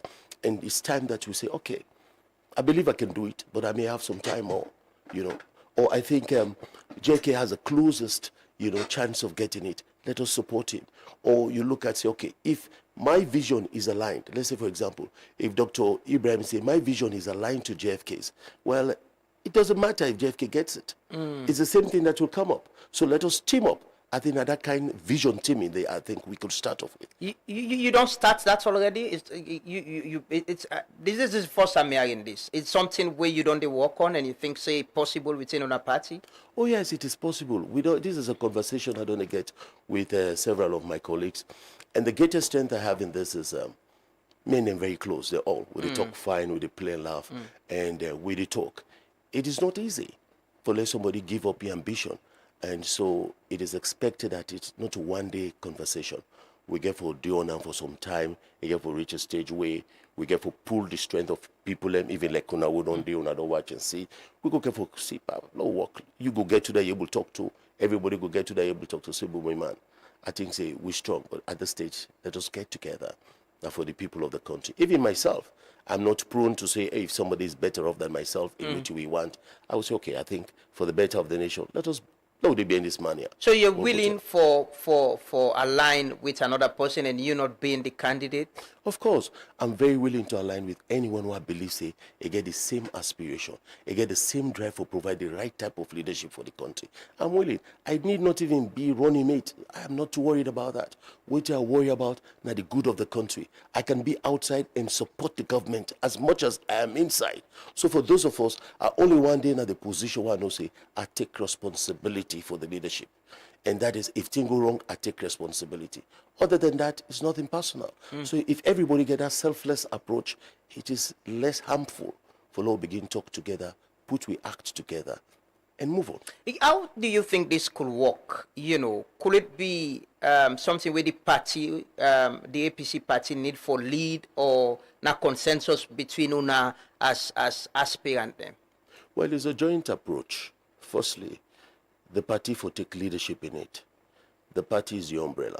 The party for will bring we all come together and begin talk to one another and negotiate. There is never a high price for negotiation. We all for begin sit down and talk. The party get the leverage. And because it's been the umbrella, if we're able to put everybody down and talk straight to each and everyone. But the greater part of it is also mutual. That is between we and we colleagues them. If we're able to talk to one another, if we feel comfortable with me, I will feel comfortable with you. I will believe say if I left for you, you go able to see and do it in the people who they they want. And equally so you get to think about the support base.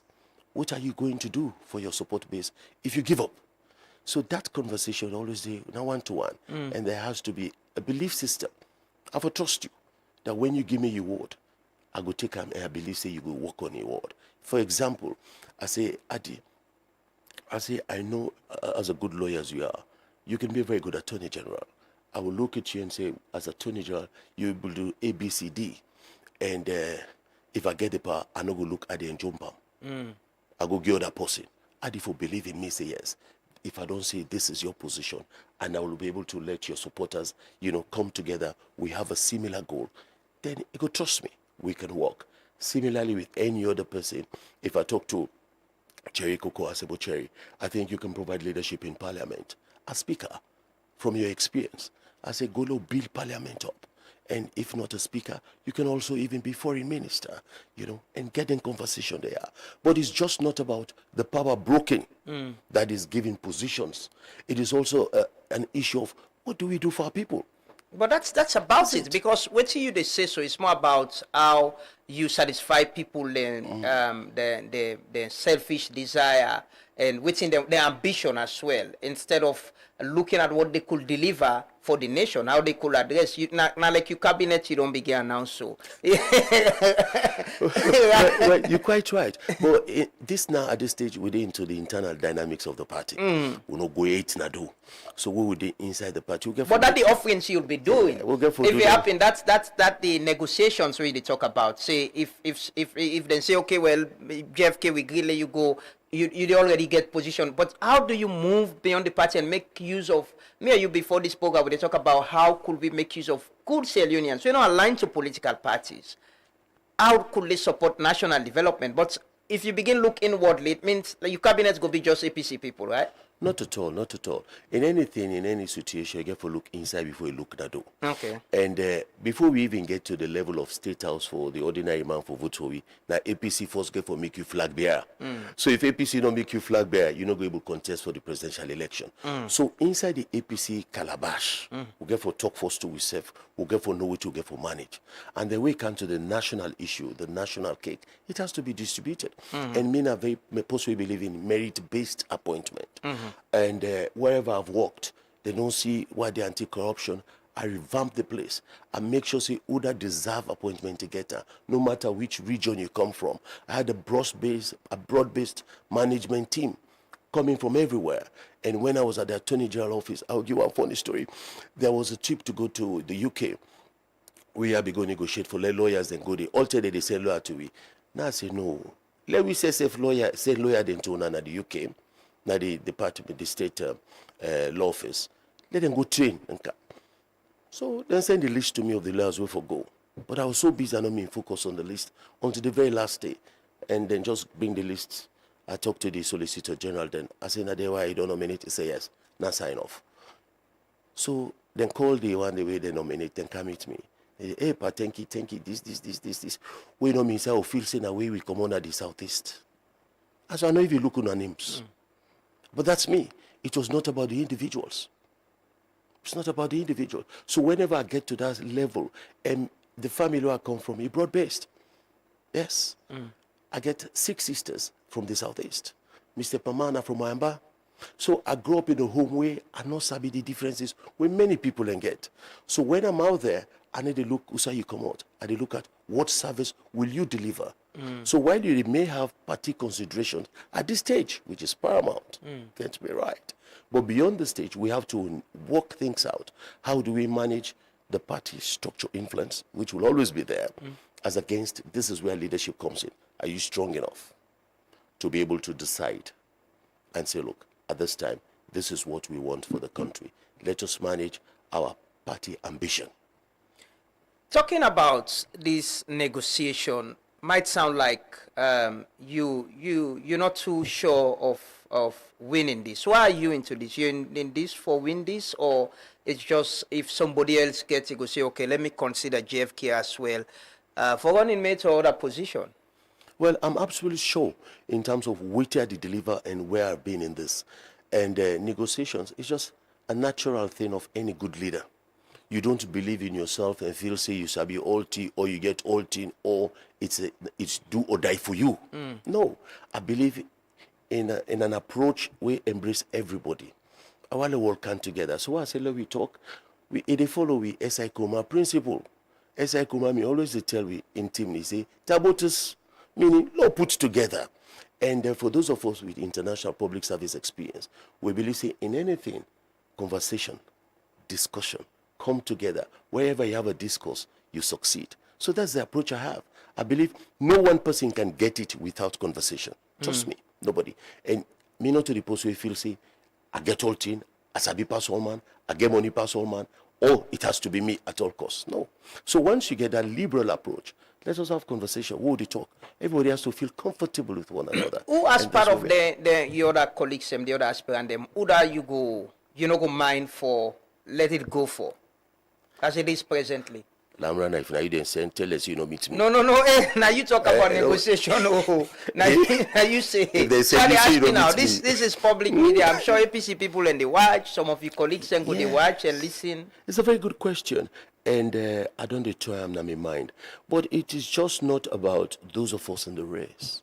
Because that decision, technically by the APC constitution, it's a decision of the leadership of the party in consultation with the flag bearer. So, and you alone cannot decide it. But I don't look, we have very good guys, very, very good that can be running mates and vice presidential material. But we should not limit ourselves to the internal dynamics of the party. There could be somebody out there who will add value and more credit to you and make you win. So it will have to get to the stage where the party will sit together with the flag bearer Now me up and I see they will talk. Me go say, okay, I think that this, then go see who thinks that this. And again, the conversation element, the discussion element, we come together. But I am not averse to any of them, I go tell you. If you are to align with anyone now or say, okay, me, I've been in this race, I don't promise people and say joy is coming, but I think you could be a better candidate for the APC. You step down. Who could that person be? I say I don't look at many, and I don't see anyone it will go say at this stage. I get all which they look for, we go make us say, well, I step down. But it is not a closed door. As we get closer, if I say I not get the ability for win, and there's somebody who has the ability. You have Adi Makoli, you have Chegno Majuba, you get Dr. Ibrahim Bankora, Yvonne Akisoya, Jagaban, and these are all very good guys, very good people, and they all have what it takes.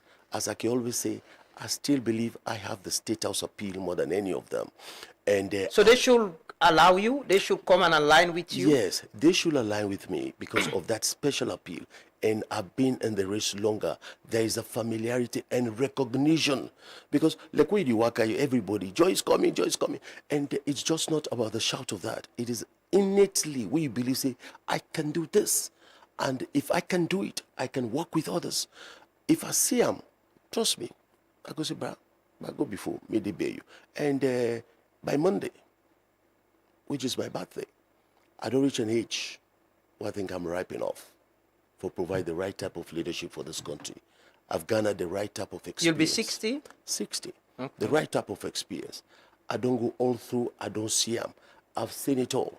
It is time that I give back at the highest level. You also get people like you who don't serve in different capacities. You mentioned earlier Chegno Ba, you get Dr. Mara, you get Dr. Richard Conte, and others. We likely go say yes, we've served with him in government and not served internationally and all.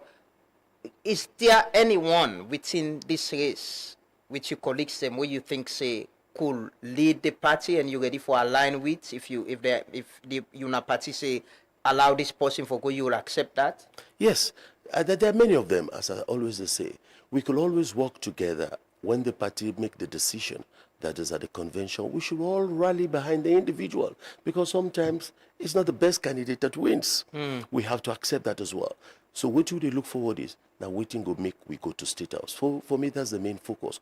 All of the names you've mentioned are very good guys. Dr. Mara, Dr. Richard Conte, Yvonne Akisoya, Chenoba, Dr. Ibrahim, Jagaban, and these are all good guys. Everybody has his own base, and you don't look low on anyone and don't underrate or underestimate any candidate. And for me, I treat everyone with equal respect. And so I believe, say, yes, if you get to the stage where anyone get the ability for let we win State House, we'll rally behind that candidate and give that candidate. You got anybody with they align with presently?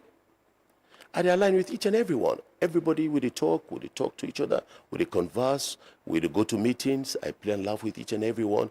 And my conversation has been ongoing. I talk to them one-to-one. The other day I went to Dr. Ibrahim. I even go visit an house. We had deep conversations. And at the Macaulay main, they see every other day with the talk. And Cherno, a very good buddy of mine, family-wise, personal as well. We all get conversation. It will take a little while, but it will reach a stage where I think we're able to cement the differences and see that divided we will fall. What in any one of una need for win 2028 election? What do you think? With your experience, what do you think say the flag bearer of the APC go need for able for win 2028? What in APC flag bearer need? We just need the support of all the others. If we all come together as one, State House is easy walkover. And we already don't get what we could call low hanging fruits. The government has performed so poorly and so badly that the people are yearning for a new change. The people are yearning for a new leader. And if APC provide that leader where the people believe in, not to every leader, we will provide a leader where the people believe in and where the people go trust, that leader will be the next president of the republic. So APC, we need to look for the leader that has integrity, the leader that has selflessness, the leader that the people believe in, the leader that the people recognize and have pedigree that they don't see you, you don't work, they don't believe in you, it is that leader that will take APC to State House. And you think the APC party don't position itself for able to do that presently when I get the right leadership? I just read this morning, I've not verified that there is a pending court matter with PPRC and the leadership about extension of term and all of that. You think the party get the leadership or the party position themselves right now for able to do that? Well, the party getting challenges, I'm not going to lie to you, and everybody knows that. What we're trying to do is, the ability is there, and the conversation is ongoing. The issue we just mentioned about, I don't think that is quite correct as yet, because it is not verified at many quarters. And so we get to each other. And in any where there's a power struggle, you find out for say challenges always they come out from different angles. So we the manage them. It's a daily basis. We struggle every day with something new, this, that, and that. Yesterday we had a long NAC meeting. And there again, we get issues of waiting up into the parliament. What are we going to do about it? So yes, the party has the ability. The leadership is in place. The leadership is encouraging us all to come together. We get the Elders Council, where they work on the different candidates for talk to we all. Again, in matters of power struggle, there are bound to be challenges. How we manage them. And I always talk about conversation. No underrate anybody, no look low on anybody, no feel so you get sense past anybody. The shenanigans will always be there. The game, you can call it, is like the reggae, one man go and play, everybody want to outwitch the other, but we reach a stage that we have to do it right, and until we get it right, we will not be able to win. The initial calendar of the party, now forget una delegates conference August, but it seems with what's in the happen now, that they no achievable. There's been petitions on just done the constituency election, the other elections. You think una they beyond time for able position a candidate for campaign ahead of 2028? Well, you're quite right, Lamrana. Time-wise, we are behind. We don't lag behind due to several factors. And it is almost impossible for say we will do a national delegates convention in August, quite clear. And so it will have to be some months later. And that don't position the party in a difficult way for let we get a flag bearer in time and run a very solid and effective campaign. Now, what does that speak to? It tells you say now, because of this crunch, don't they? It don't make them difficult for a candidate who they don't know to be chosen. Because now, high risk. If you remember when we go back to market in 2018, is that now the floor of the convention, people ask you, Sabiam, it was difficult for us to market our candidate at that time. So we no one go into that Usabiam syndrome anymore. Now we want a candidate that is known, a candidate that the people have confidence in, a candidate that has a name recognition, a candidate that has a function recognition. So because that short time day, we're able not to tell the guy say 90s. As people know I'm already.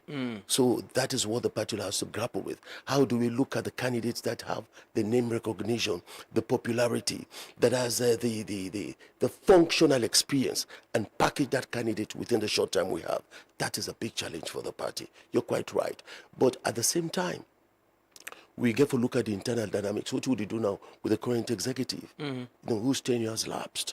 And I understand they're challenging that. Yeah. And so it's quite an issue for the party, because if we don't legitimize the process, anybody can challenge it. And we then challenge it for the delay. So we have to be very careful how we manage all the dynamics. So it's a day-to-day issue. What come I get for Guna Party office? With the SIDOM, with the RAC we bring together, how do we salvage a difficult situation? And then we get to go back to the parliament, we get this constitutional bill. So yes, you see the party for able pulling itself from that and address the issues there. Most times you don't be one person with the advice. We come up publicly and say, raise an alarm on legal issues. You see the party and the current leadership coming out of that and positioning on itself for the 2028 election? Oh yes, the party can always do that. And with the engage, is there any highway consensus there? The difference is the lesson. And yes, the party can move on with it. Somebody has to be prepared to take the difficult decision. And in any leadership, now the fear of taking difficult decisions, they make governance the fail. And that is why some of us are coming up. We have been into offices where we have taken very difficult decisions. And we have proven that when faced with challenges, we can look at the challenge in the eye and take the right decisions. And the party can. And with our support, we all can together. And with the genuineness, if we all want to let the party win, we all want to let we go to State House, we all can provide with support, let down our guards, and allow integrity for flow, transparency for flow. And where you think personal interests want to stop, put your personal interests down. Let the party interests come first. But overall, it is the interest of the nation that should always be the overarching goal. 2018, you went to a convention. It was selection. You know, candidate was selected. 2023, una get election, a candidate win. Una go into an election, disputed election, and you advised that this is a matter una party for take to court and challenge the results. The party didn't. The outcome of the Dr. Samora Kamara, the 2018 election, the 2023 election, you think the APC party able to redeem itself from then controversy then they, you know, with the division within on a party for able contest the 2018 election as a formidable team? We still have Dr. Samora Kamara over there. Yeah, and quite right, Lamrana. The party, they still grapple with Dr. Samora in circumstance. And we have what you call the electoral justice factor, which we cannot run away from. And as a party, we need to deal with that. We need to deal with How? that. And I always recommend that we engage. Engagement. We need to engage with Dr. Samra. We need to engage with the support base so that they understand that where we are now, we can only aid the government by not preparing for the elections. We need to prepare for the elections. We all need to come together. The 2023 impasse will always continue to be there. And so now with the constitutional reforms going on, it's all part of the electoral justice fight. The electoral justice fight is not a single event. It's a process where we get for continue and ensure what happened in 2023 will not happen to anybody else. It not go happen and repeat itself in 2028. You're quite right. I'd advise that we should have gone to court. And I think at this stage, on hindsight, people could believe, say, we need to listen to JFK. JFK advice has always proved right. And when you watch back, today, failure of that decision don't put controversy in the party. And we will continue for advice. I believe that at this stage, you know, may ilk and responsibility within the party don't heighten. And I have a stronger voice. We did try for direct the process. But the electoral justice, Dr. Samara institution, we need for do further engage. We're engaging. The Elders Council, they continue for meet term, and we get for reach a stage where we'll get for say, okay, this for the benefit of the nation, let us come together and let us make sure that when APC then a power, they continue to see peace. When APC then a power, they continue to see Yeah, it's a man who's think he won an election and party not stand with him. He's seeking justice. And at some point he was removed as leader of the party, even where he seek electoral justice. You think he was treated fairly? Well, it's a very interesting question. I think, to be honest, we talk about fairly, you always say, no, I don't think he was treated fairly. And but fairness, you always come with a balanced view of things. Sometimes you are the architect of your own demise, that you play into a situation which affect you personally. And there are missed opportunities which Dr. Samra could have taken. For example, like I say, when I advise, let us go to court. The court, what we want, not the results. We have still not got the disaggregated results that you had wanted, which will definitely clearly tell you that you don't win or you lost. And that missed opportunity is one of the issues I'm talking about. There are many other missed opportunities where, as a leader, you need to vex left. You need to vex left. You need to vex take. You need to engage. Stay engaged, which is always what I've advocated for. Stay engaged. If it means stay engaged, we know for those how they so. He will have assisted us, the party, with his experience and the choice of him being the leader. If even after the constitution say, you know, go continue for be leader, that erstwhile leadership position, we go continue for the all for them benefit. So missed opportunities are there. And the party also, I think, did not act quite fairly with him. And so, because when you look at the circumstances of the day, he was directed by those circumstances. And so you were there outside, if you understand, in peculiar position where they, people fail to understand his peculiar position. And because of that, we are where we are.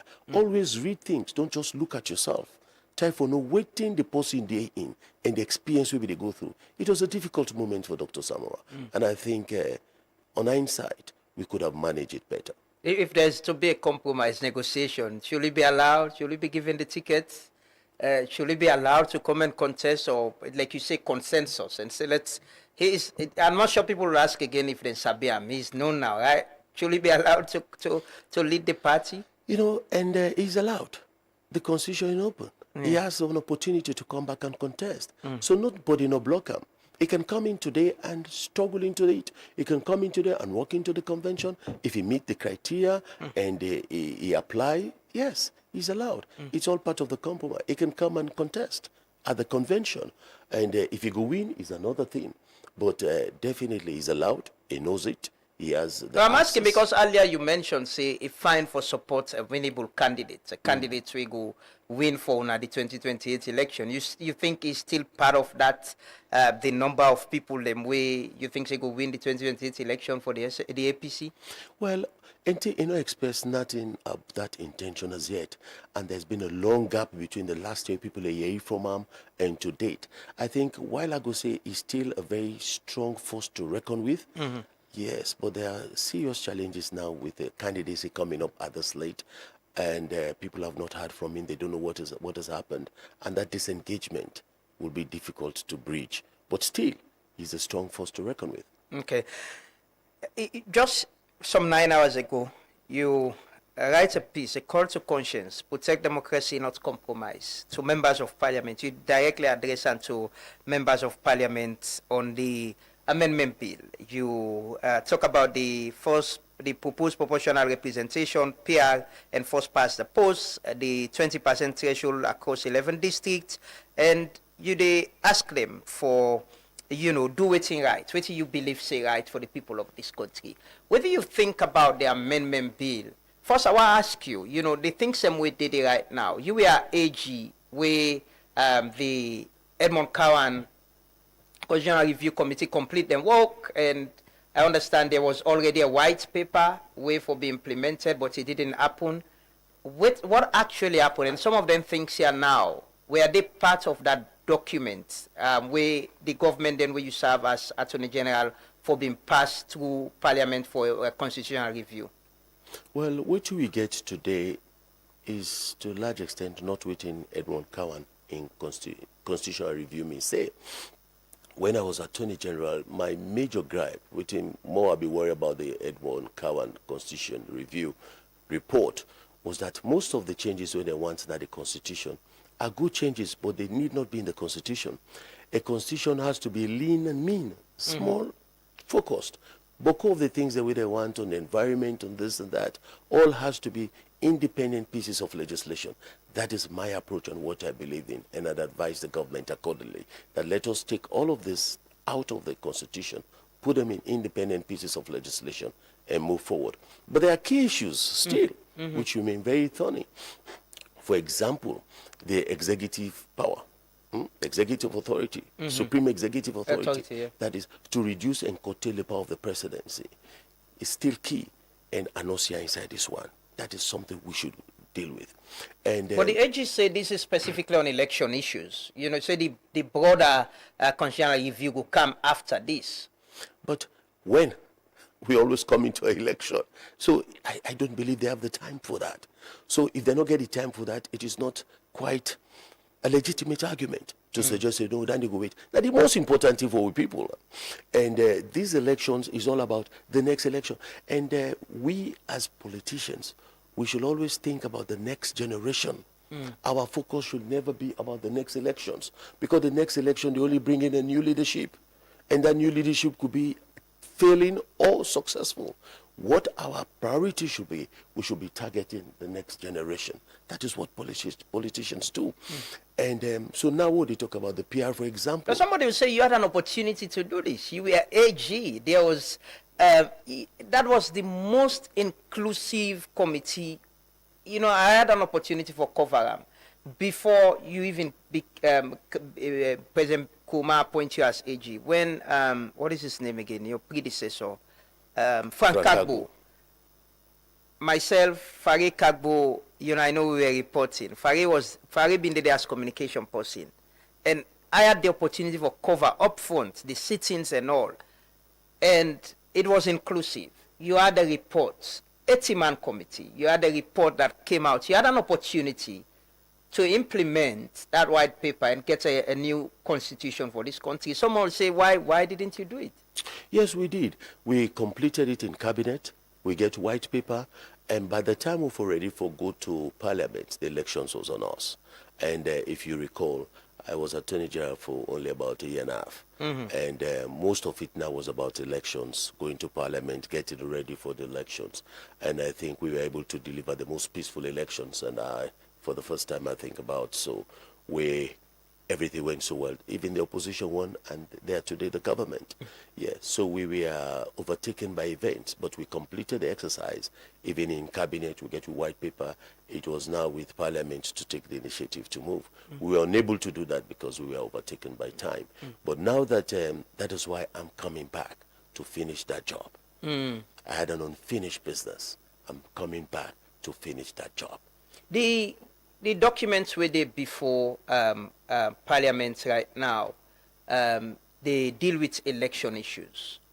And some of the contentious issues them get to do with the type of election we'll forget, how for become president, and then they part of the letter where you write to members of Parliament. What are you position on the PR system and first past the post? Yeah, Lamrana and the people of Salongo no say, I've always been in favor of first past the post. If you recall, when they started this PR conversation, we took the government to court. Dr. Blake Conte, myself, and Charles Mackay, three very brilliant lawyers, and Dr. Blake Conte of blessed memory. We believe in the justice system. We believe in public interest justice, that this is not correct, and the manner in which the government will want to introduce may not correct in law. We went to the court. We go to the Supreme Court on that matter. The Supreme Court ruled against us. We're still very bruised about that type of ruling. We are not sure that it was a very good ruling based on law. That was before the 2023 election, right? Yes, just before the 2023 elections. And so I am somebody who don't stand for the truth and stand for justice to the highest level. And even when we lost that case at the Supreme Court, we were made to pay. Between Dr. Lycont and I, we paid the costs. Yeah. But putting the case aside, the different engagement your government don't get about the PR don't show say the people don't want it. Don't want it. From the percentages of voting with the Miolda meeting have been to money, the people are skeptical about it. So why do you want to shove it down the throat of people? Why do you want to do that? Let the voice of the people speak out. If the people don't want it, they don't want it. And if at all they want to do it, let us have a consensus. How do we manage it? I can think of, say, okay, let's begin first at the lower level, maybe at the council level. Let we see how they operate. It no means say because it work now some Eastern European countries, if it work for we. Now, when we try in the last step, the very argument to make the Supreme Court, nowadays is so elected, the weakness of Parliament. Yes. Because by list, then the party become powerful. The party just choose who they want to choose, then go there in a parliament. Look at where parliament is. Today we are struggling with this. If we had a very strong parliament, believe me, not to APC or SLPP, this bill, no me for the riches I reach so. Why? Because they will have challenged it even long before now. We will have spoken to it. They will have listened to our voices. Our representative will have taken up issues. Now where we are, it's coming almost late in the day. We go parliament today, we will hear them, it's going to be a drama. You know, I still reference President Bio on this PR system. I can recall it was the Sierra I debate where Umaru Fofana host. Now they force me to mention them. Say, in belief, say, PR system go help with national inclusion. To a point who say APC go get opportunity for get seat from Bo or the Southeast, and SLPP go get seat na the Northwest. That was his own argument and idea of this whole PR system in we governance system and kind of election. You think that we're not able to achieve that, and why haven't we? Because in as much as there are concerns about the PR system, they are positive part of it. Do you believe that also? I believe there are positive parts of the PR. But all the positive part of whatever they claim never happened in reality. Like I did talk, say APC gets seats now, but we don't end up forget no seat. And talking about the small parties end up not being in parliament. So we squeeze them out. And so we disenfranchise so many people by that. And even now, what we get inside the party is a majority. Majority, super majority of the sitting government, where they force them for use them power for pass through every legislation. Now this will be don't see. Dr. Ablai Conte, myself, and Charles Magai, we be don't see say we they put power by this PR, we they kind of unwittingly put power in the hands of the party in power, which has happened. And if you watch now today, now the party in power plus the chiefs can do anything they want to, which is what we're going to see today in Parliament. We hope that this time around, SLPP members of Parliament go look and be judged by the nation and not by the party interest. That the people, we're skeptical about PR. We are not sure we want it. We are not sure that about its benefit. So let us live with what we have. Let us live with what we know. You think this is more of a political party contest than actually looking at the documents and, from a national perspective? It ought not to be a political party thing, like I wrote in my article. This is about the nation. We all for levitate yourself above with party interest, above what you want as an individual. Now, what do we want as the nation? Because what you will go do so today, if we pass this law, all the wrongs will get for happen. Not to SLPP no more get for suffer. APC go suffer. Not to APC no more get for suffer. SLPP get for suffer. And like how we can always say, you never believe you're going to be in governance for the rest of your life. Powers will change. And when power change, you're in the opposition. How will you feel if something like this day? And all of this, what you may think, is a machination of the government wanting to continue to remain in power. It's all about that. And so How? Take, for example, this threshold. The threshold by district, nine districts, you forget 20%. You know, they know it is not going to be easy. It is not going to be easy, especially for the opposition, because in certain areas of the stronghold, if you remember in 2023, Dr. Samra was not allowed to campaign in certain areas of the districts. Pujon, for example, Kalam, for example, and our polling agents were driven off those stations. So if we are unable to get 20% in Kalam, we are unable to get 20% in Pujon, we are unable to get 20% probably in any new district you dedicate, you will not be president. And for us, it does not bring inclusivity, no. Because at the end of the day, what will they see back? Now, a runoff. And the danger there is, what if JFK win over 55% of the general population? Then the electoral commissioner can say, no, we're not going to give you the presidency because you don't get 20% in Kailon. You don't get 20%. Problem. How will our people accept it? So these are the challenges who they see, who say, you know it in. No left with you. The devil you know is better than the angel you don't know. Let us stay with what we have, modify it where we can, and then move forward. But let us don't push these things where at the end of the day, we people themselves don't understand it. So I always believe in a safe mode approach. How do we deal with it? Let us manage what we have at this time, and then we're going to now say no to for this particular election where they come. When we come into governance, we get time. Let people digest this process for some time through the process, through the course of time. We will be able to know what we want and what we don't want. Why I suggest the councils, we can change the cycle of council elections for test them. We can do them every 2 years. So every 2 years we can test the PR. Using the PR. Using the PR. Every 2 years we test that. Every 2 years we test that. Maybe by the time we do 4 years, yes, or 5 years, we're going to see the advantages and benefit of it. We're able to escalate into the MP level. Maybe again we test them for that period before we go to presidential. Presidential election, not to play. We people are very emotional when it comes to that. And so let us be very careful. Let us not plunge this country into another situation where it will be a red or green battle. What do you expect from the I will ask about the APC members of parliament. What do you expect from them? Because according to what we understand, there needs to be a number of votes where even the government bench, if they're pushing for this, need for forgetfully, then get the document passed. What do you expect from them? Our expectation is direct and simple. We call on all the members of parliament to vote against the bill. And we also call on the paramount chiefs. See, this is not about always being with the government of the day. It is about being with the people and supporting the constitution. People were not voted to parliament for support the government. You're there to support the constitution. That is when you take the oath. It is the constitution, and not the president, and not the government. So if the members of parliament are conscious of that, they'll know that our role is for the people and defend the constitution. And if they do that, this bill will fail, and this bill must fail. One person we open, I could say, this country to the dual citizenship. Well, it's you, because the awarding of symbol the last time, and you been therefore make everybody understand. If you're a dual citizen, even though some people have been don't serve already, for going to parliament. And there is a section in this where they talk about dual citizens in this amendment. You think at this time, we should allow people with dual citizen for serve in the parliament and also comfortably serve as ministers? Yes, I support that. That has always been my argument, that we get a resource, a very large resource base of experience, expertise with we Sierra Leonean brothers that are the diaspora.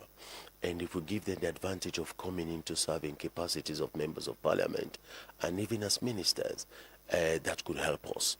Again, it depends on the choice of the presidency. But if they come in and we will harness that experience, it should help us. And they are Sierra Leoneans, for goodness sake. And if they come, they invest in the country, then come, then pay taxes here, then come, then show willingness in wanting to support the cause of any regime. I believe we should be encouraging them to come home and contribute. In countries like Ghana, Nigeria, provisions have been made similarly. And when they see the kind of growth and benefit within the add. Me myself been in the diaspora for quite some time. I return. I don't see the personal addition, contribution, where I don't add to the governance of the system. Had I been abroad, I would not have had the opportunity to do it. And so when I come back, I don't see what I'm able to do. Most people then don't come back, they see what they're able to do. Those who have it and are ready to come, we will allow them. And so I think this bill to that extent is fine, because it don't make provision for amend the sections of the provisions of the Constitution for enhance the coming at the ministerial level and also at the member of parliament level. Although I believe, say, the entrenched clause issue has to be looked into, but definitely it's a good move. And you have no regrets raising that alarm at that time? Some people felt that, no, this man I make we lost with symbol. Well, it affected some people at that time, but today we all the benefit. Now it don't become law. Had I not raised it, people have been challenged and court them, pull them for different reasons. Even the 10 MPs, they wouldn't pull up. Some of them it was for that reason. But I can tell you, today I feel vindicated that had I not raised it, people have suffered greatly. And today, general benefit, the critical mass, everybody, it's an open place for everybody now. So everybody feel comfortable for can contest and participate in governance. I feel proud that I initiated it. There is also this other part now, the amendments where they talk about, the appointment of electoral commissioners, the electoral commissioner for ECSL. And the proposal is that the president should appoint people from the organizations. We forget the search committee. And I had in yesterday, and the argument would only get the disagreement now that the institution and them for send, and them for nominate people to the president, then the president appoint them. Which way you think it should be? Which one you think say is the best, and to a point of not taking too much powers away from the president?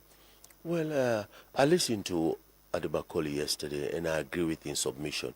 We're also not a party in position, and that the institution should be made to have the leverage, the openness for choose who that they want and forward on to the president. So the president, you'll have limited of like 3, let us say from the bar association, not to the president, they go choose inside the bar association what I want, but the bar association by itself go choose who that then they recommend to the president. ABC, Mr. President, choose one of them.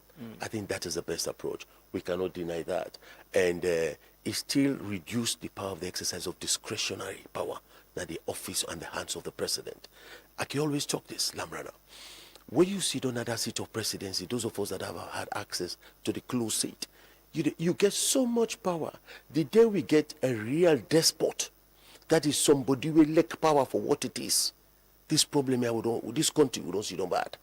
If we don't reduce them power, then we should remove the powers from the presidency and put them back to the people.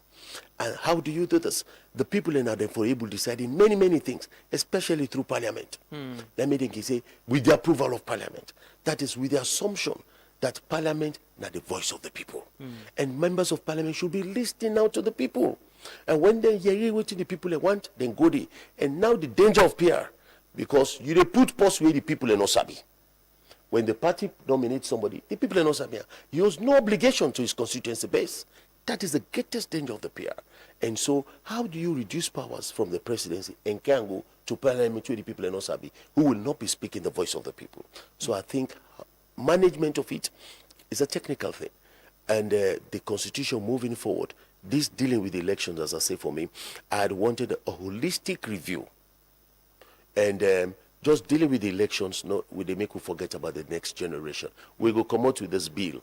There are many, many issues we for deal with. Where people are going to say, well, why not me no done? Why not me? Why only the elections? And that is the question I want to ask. You talk about excessive power, supreme executive authority. It was under you as AG where the issue of the former vice president came up, right? The sacking of the former vice president. You were not AG then? No, I was not.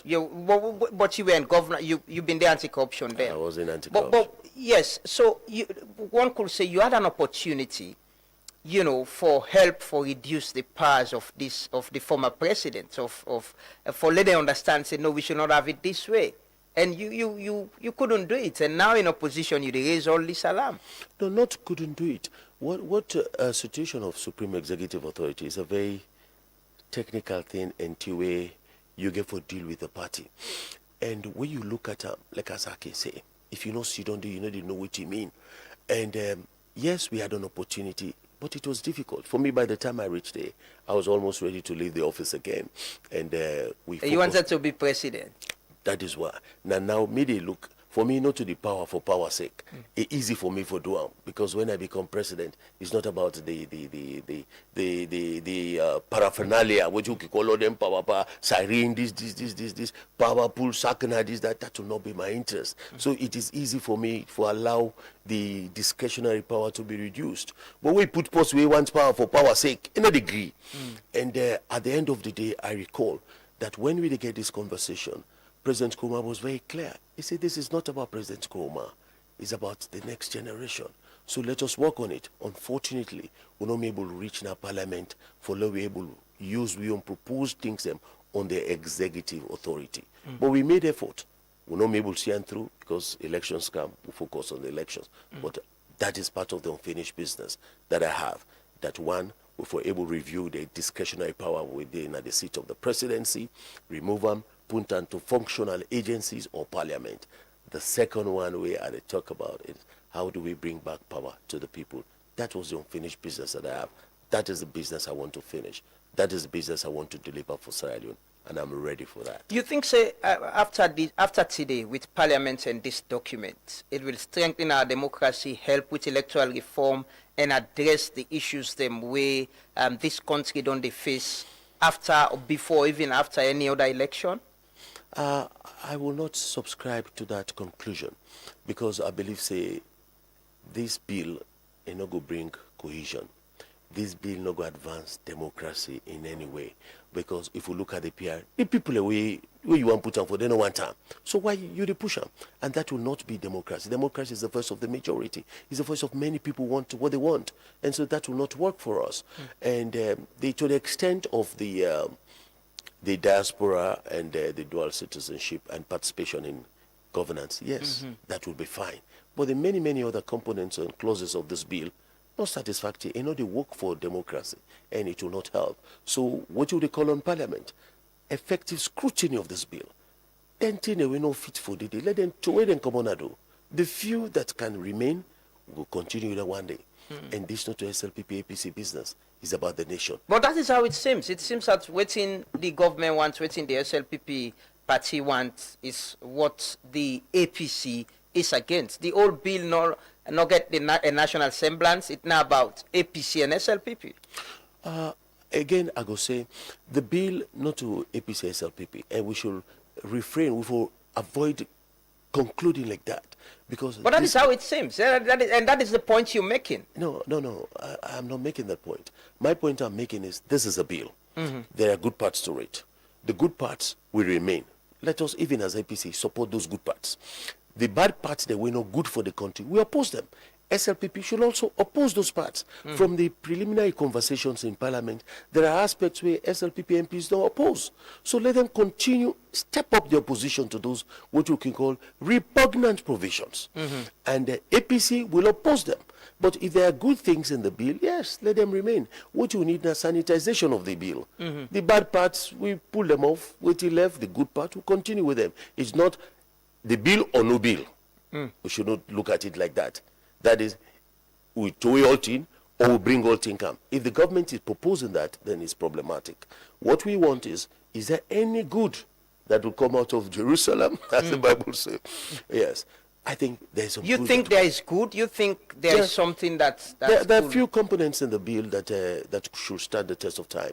For example, this one on the diaspora thing, and there are a few other aspects where it will always legitimately stand on their own and it can pass Parliament. But we should be very careful.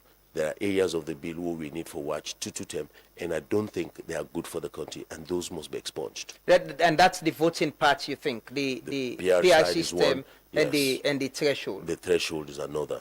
Those two are very controversial, and I think they are not there to facilitate governance, or they're not there to improve democratic credentials. What we need to do is expunge those provisions out of the bill and let the bill flow in areas that are acceptable by the people. How you think, say, we could address, I see very recently there's been this kind of bromance or relationship between the two parties.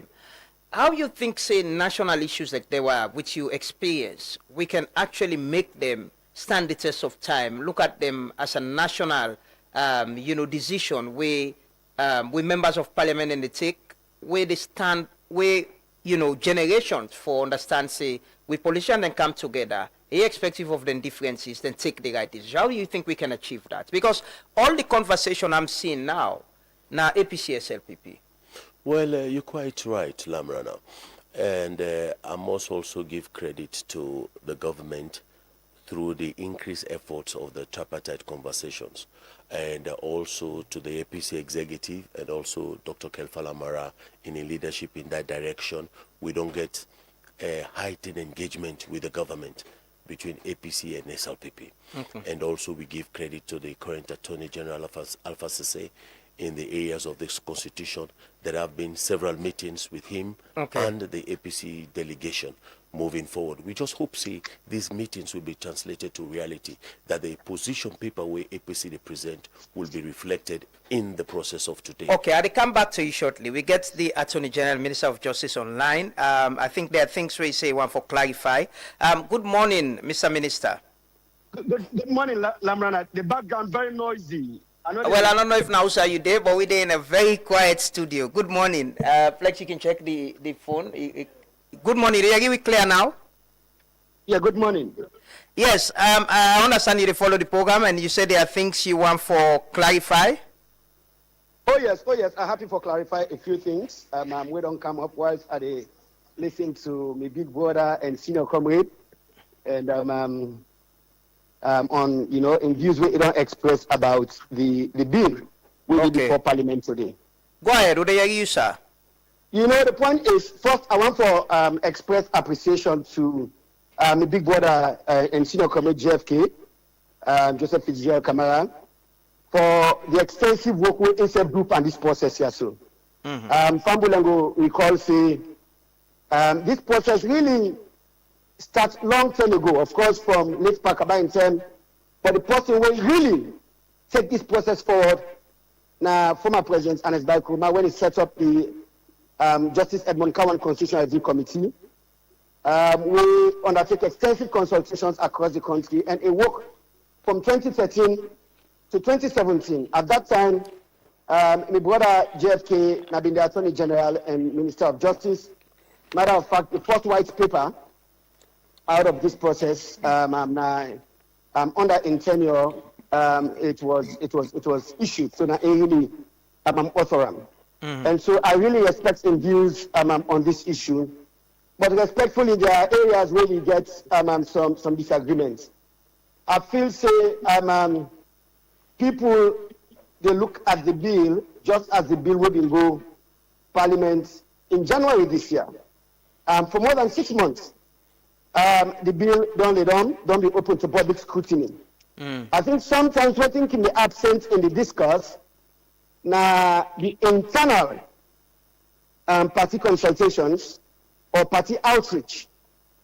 Because sometimes I feel so somebody like JSK and others, then they get details on the level of engagement where the party structure they get with the process.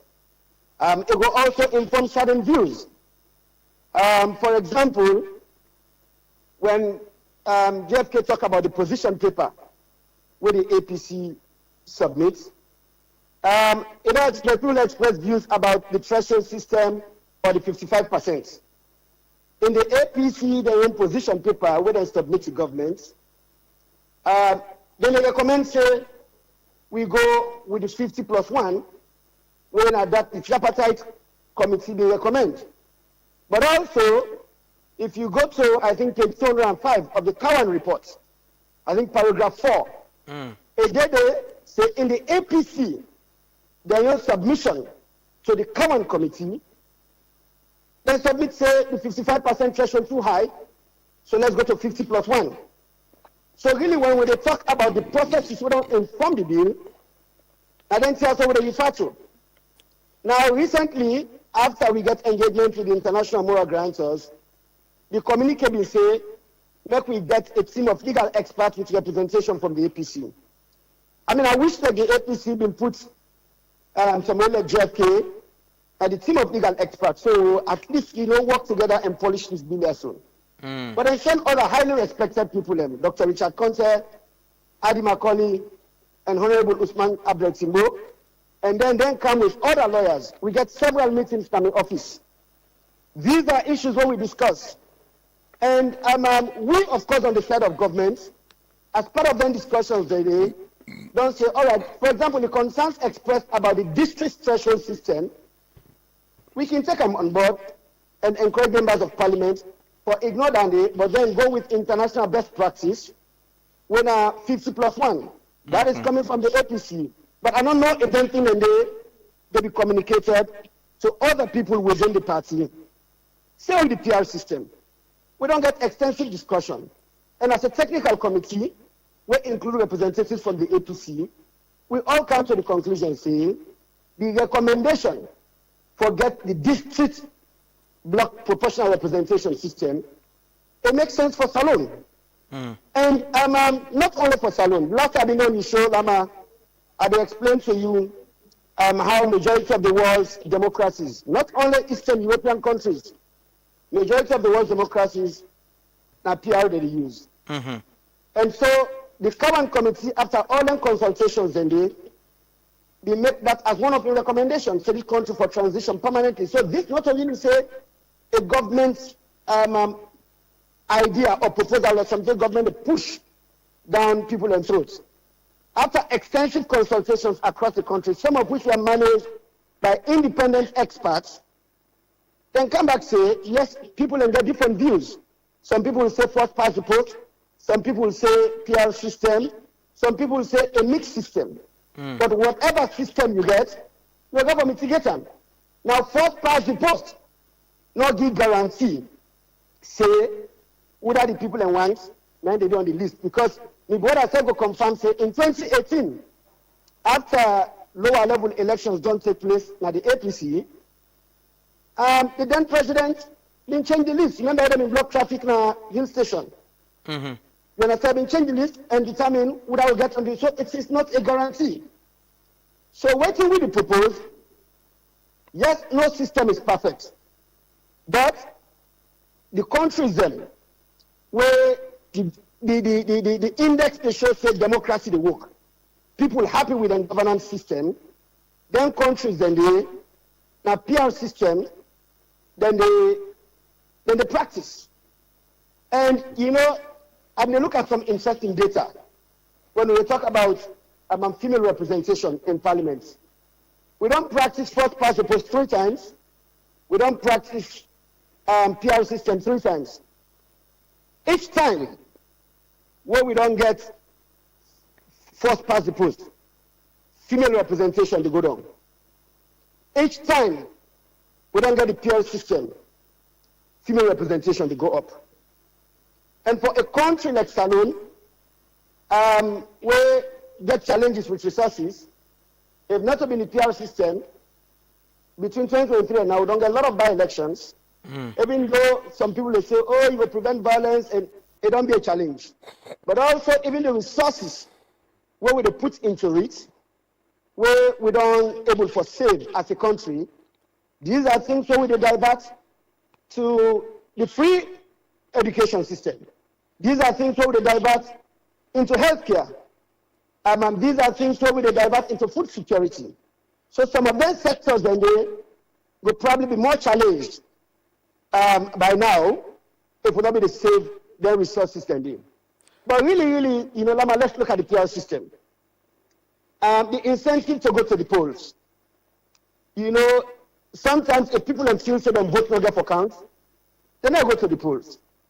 But if the 20-something% now bow, we go vote for APC representatives, no say them vote go count because they go be represented in parliament, they will go to the polls. And you know, the constituency system, people in the second like say it's a permanent geography. But it's not. But the argument has been, Mr. Minister, the argument don't be is how much people cannot connect to their members of parliament. Yesterday, Adi Makoli been the good example now from Poti, take them inside Tonga.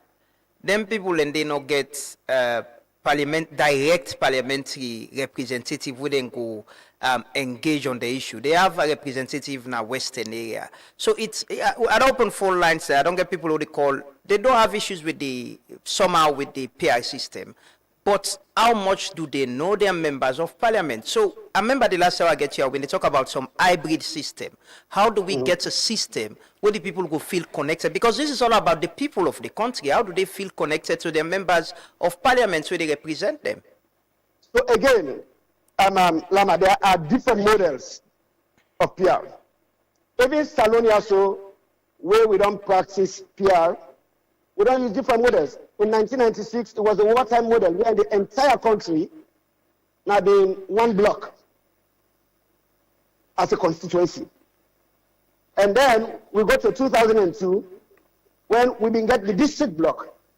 But then we been get fixed number of seats for each political party. And then we come to 2023, we use the district block again, but then not a fixed number. The seats will actually be determined by the percentage of the vote where you get. But there are other things we can do for mitigate them concerns here. For example, we need to strengthen internal political participation for the political parties. So during the technical committee engagement, una been get any conversation on how could you make this better? Yes. You know, get a common ground on it. We don't get conversations with several groups which submit position papers. We don't get conversation at different parts of the country. And we, as the two leading political parties, don't get extensive consultations. We don't discuss how we will mitigate some of them challenges here. So, for example, some countries don't get the open list system. Some countries don't get primaries wherein the voters that determine who gets on the list. These are all mitigating factors. We get to decide if the entire district, now one constituency, or the district, they be split into clusters. If the district they be split into clusters, where some people go constituencies, then you can make sure that the D list operates at the constituency level. So that way, if somebody needs to be replaced, the replacement is happening directly at that cluster level. But we'll go for push requirements on the political parties, it will go into law. Say, the internal practices for also make them possible for make the voters them or the members them get a say in who represents them. But you know, certain countries then they will even don't figure out through parliamentary leadership how to handle some of them concerns then. If you go to South Africa, we get a PR system, they actually get requirements directed by parliamentary leadership on how certain engagement for the take place at the constituency level. While somewhere they serve as a member of parliament. These are things that we can do here. But JFK arguments don't be that, you know, it more pass to the political party where they determine whether they go. If you watch what's in the happen now, I'm sure the political parties, they don't meet with the MPs them. Now, waiting the political parties them want, the MPs them definitely get for idea. So it's not much about waiting. I've not seen much about the MPs saying, now waiting with people they want. We don't go to people and listen to them. Now waiting the political party they want. So the PR system, they put more powers to the political party than the people. Well, the point is, like, we don't listen to members of parliament. We don't engage in them districts or them constituencies. We side them people that don't express a preference for this. But again, like I tell you, even if you practice the first past the post, like how JFK say, if you get a leader where obsessed with using too much political power, it's still able to use that political power. It is not a guarantee. But when we put safeguards in law for CC, the people will get a say in who represents them. Why would they keep the country together? Why would they expect that there is cohesion? Why would they expect, would they ensure, say, the 20-something% of voters now will vote for APC, then get councillors, then get members of parliament, or the percentage will vote na Kailan for APC, or will vote na Tonkolili for SLPP, they are represented. That go work for we as a country.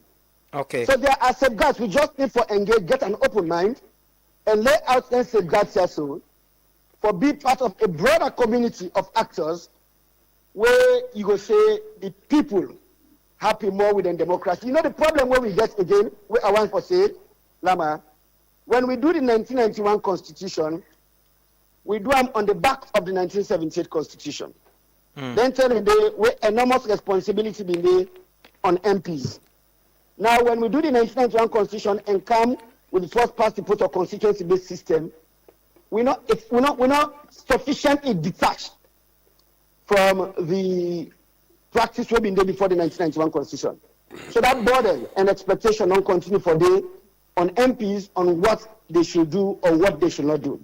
Okay. So feel so with broader education, broader engagements in our communities, people will really come for know, one, what the MPs they're responsible for, but then how they will hold their own representatives to account. Finally, Mr. Minister, there's this other part about the appointment of ECSL commissioner and the president, the proposal and the document that the president they appoints them people and they from the institution, and the argument has been that the institution then for nominate people and send to the president. Was there any consensus on that during a technical engagement? Yes. Matter of fact, make I clarify. If you look at the bill, the intention was never that the president would nominate on behalf of those groups. The brother sit down na studio, right? They don't serve as attorney general. They don't superintend over several statutes who say the language similar. Check the Anti-Corruption Commission Advisory Board. Check the Independent Commission for Peace and National Cohesion, right? Check the Human Rights Commission Act. The language similar, but we not ever interpret them as though the president nominates.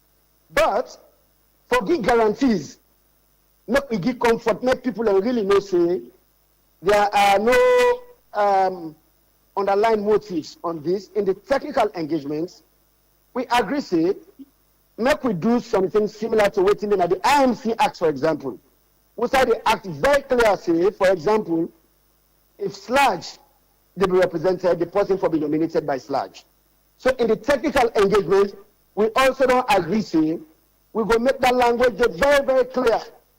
So person no go even mistaken and try for overuse in power, like how big brother JFK say. But like I said, I think the internal outreach, 9 absence, because if internal outreach will take place, for example, JFK, for example, as a leader at APC, we don't know say these are issues that we already don't discuss and we don't align on. You understand? Okay. Finally, I want to clarify again about the threshold. The points where you've been to make. Is it something where una get consensus on and waiting una agree on? Is it the removal of the 11% or the 20% threshold? Yes, we agree in the technical committee.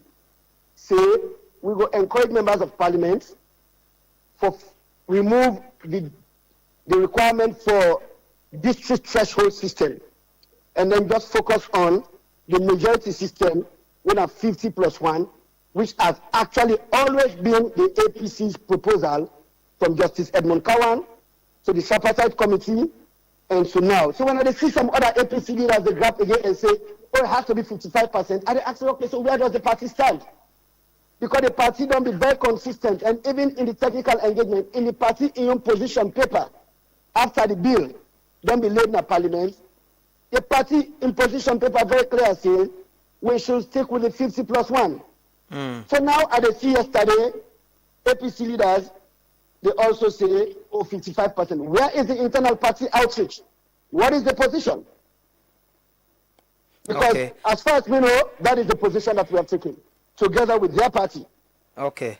Well, thank you so much. What's in the public for expect today after this? Or what are you expecting as the AG for members of parliament? Well, I expect the members of parliament will think salon. Members of parliament will think politics. Members of parliament will realize, say, one thing where we all agree on, every government since the war came to an end, we all agree, say, for make the constitution better, for revise this constitution. And so that is why every government since the war came to an end don't take steps for move this process also forward. So this is the time for make we conclude this process. But also for give assurance to people like how JFK say, there's a broader constitutional package. We don't be very clear, say just after this bill, hopefully this bill, members of parliament will vote for it, we will move on with a bigger constitutional package where Jeff has been to pretend over. We will strengthen human rights. We will strengthen the social contract between the electorate or the people and the government where they serve them. We've been therefore do this because we get commitments at the national level, at international level, say, if you want to reform electoral laws, you therefore do that in sufficient time before the elections take place. And this way we go to parliament today, it connected to the way we for review the other elections related legislation, them, the Public Elections Act, the Political Parties Act. They all therefore feed on from this bill here, so if members of parliament vote today to make a bill to serve the people of this country. Well, thank you so much. I'm sure you still follow the program. JFK go respond. We're done with you. If there's anything you want to clarify further, I know you have a busy day today, but we're here. JFK go clarify quickly. I'm inshallah for prepare for go parliament. We need for let them go. Thank you, Mr. Attorney General and Minister of Justice. I'm so glad that this APC need a representative who speak in a trigger response from the highest quarters of the government. My voice don't trigger the response from the Attorney General, and I thank you for that. And also, we always come from different perspectives. The Attorney General, they speak the voice of the government. For me now, I they speak the voice of the people. How things change, eh? How things change. So he sees and speaks on behalf of the government. Yeah. For me now, they speak on behalf of the people. And quite rightly, you talk about, say there's a technical committee meeting between the two sides. I'm aware we have been briefed yesterday. The technical committee briefed NAC, and we all hear it happen. And we also know, say, there has been an engagement and conclusions. What we are informed is there are areas of agreement and there are areas of disagreement. And the minister will not deny that. And so when they speak, they speak on those areas where there has not been agreement. And even in areas where there's been agreement, it is only at that technical level. It is today that it will be confirmed that where the technical committee agree, it will be reflected on the floor of parliament. And where there's been disagreement and that the position of the APC will be given preference or priority. These are the issues that they speak to.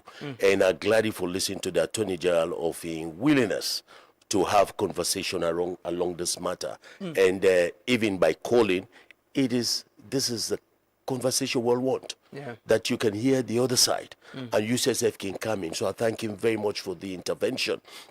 Yeah, but one thing remains clear, and for me, the view of the PR system, it is that the public is skeptical about it.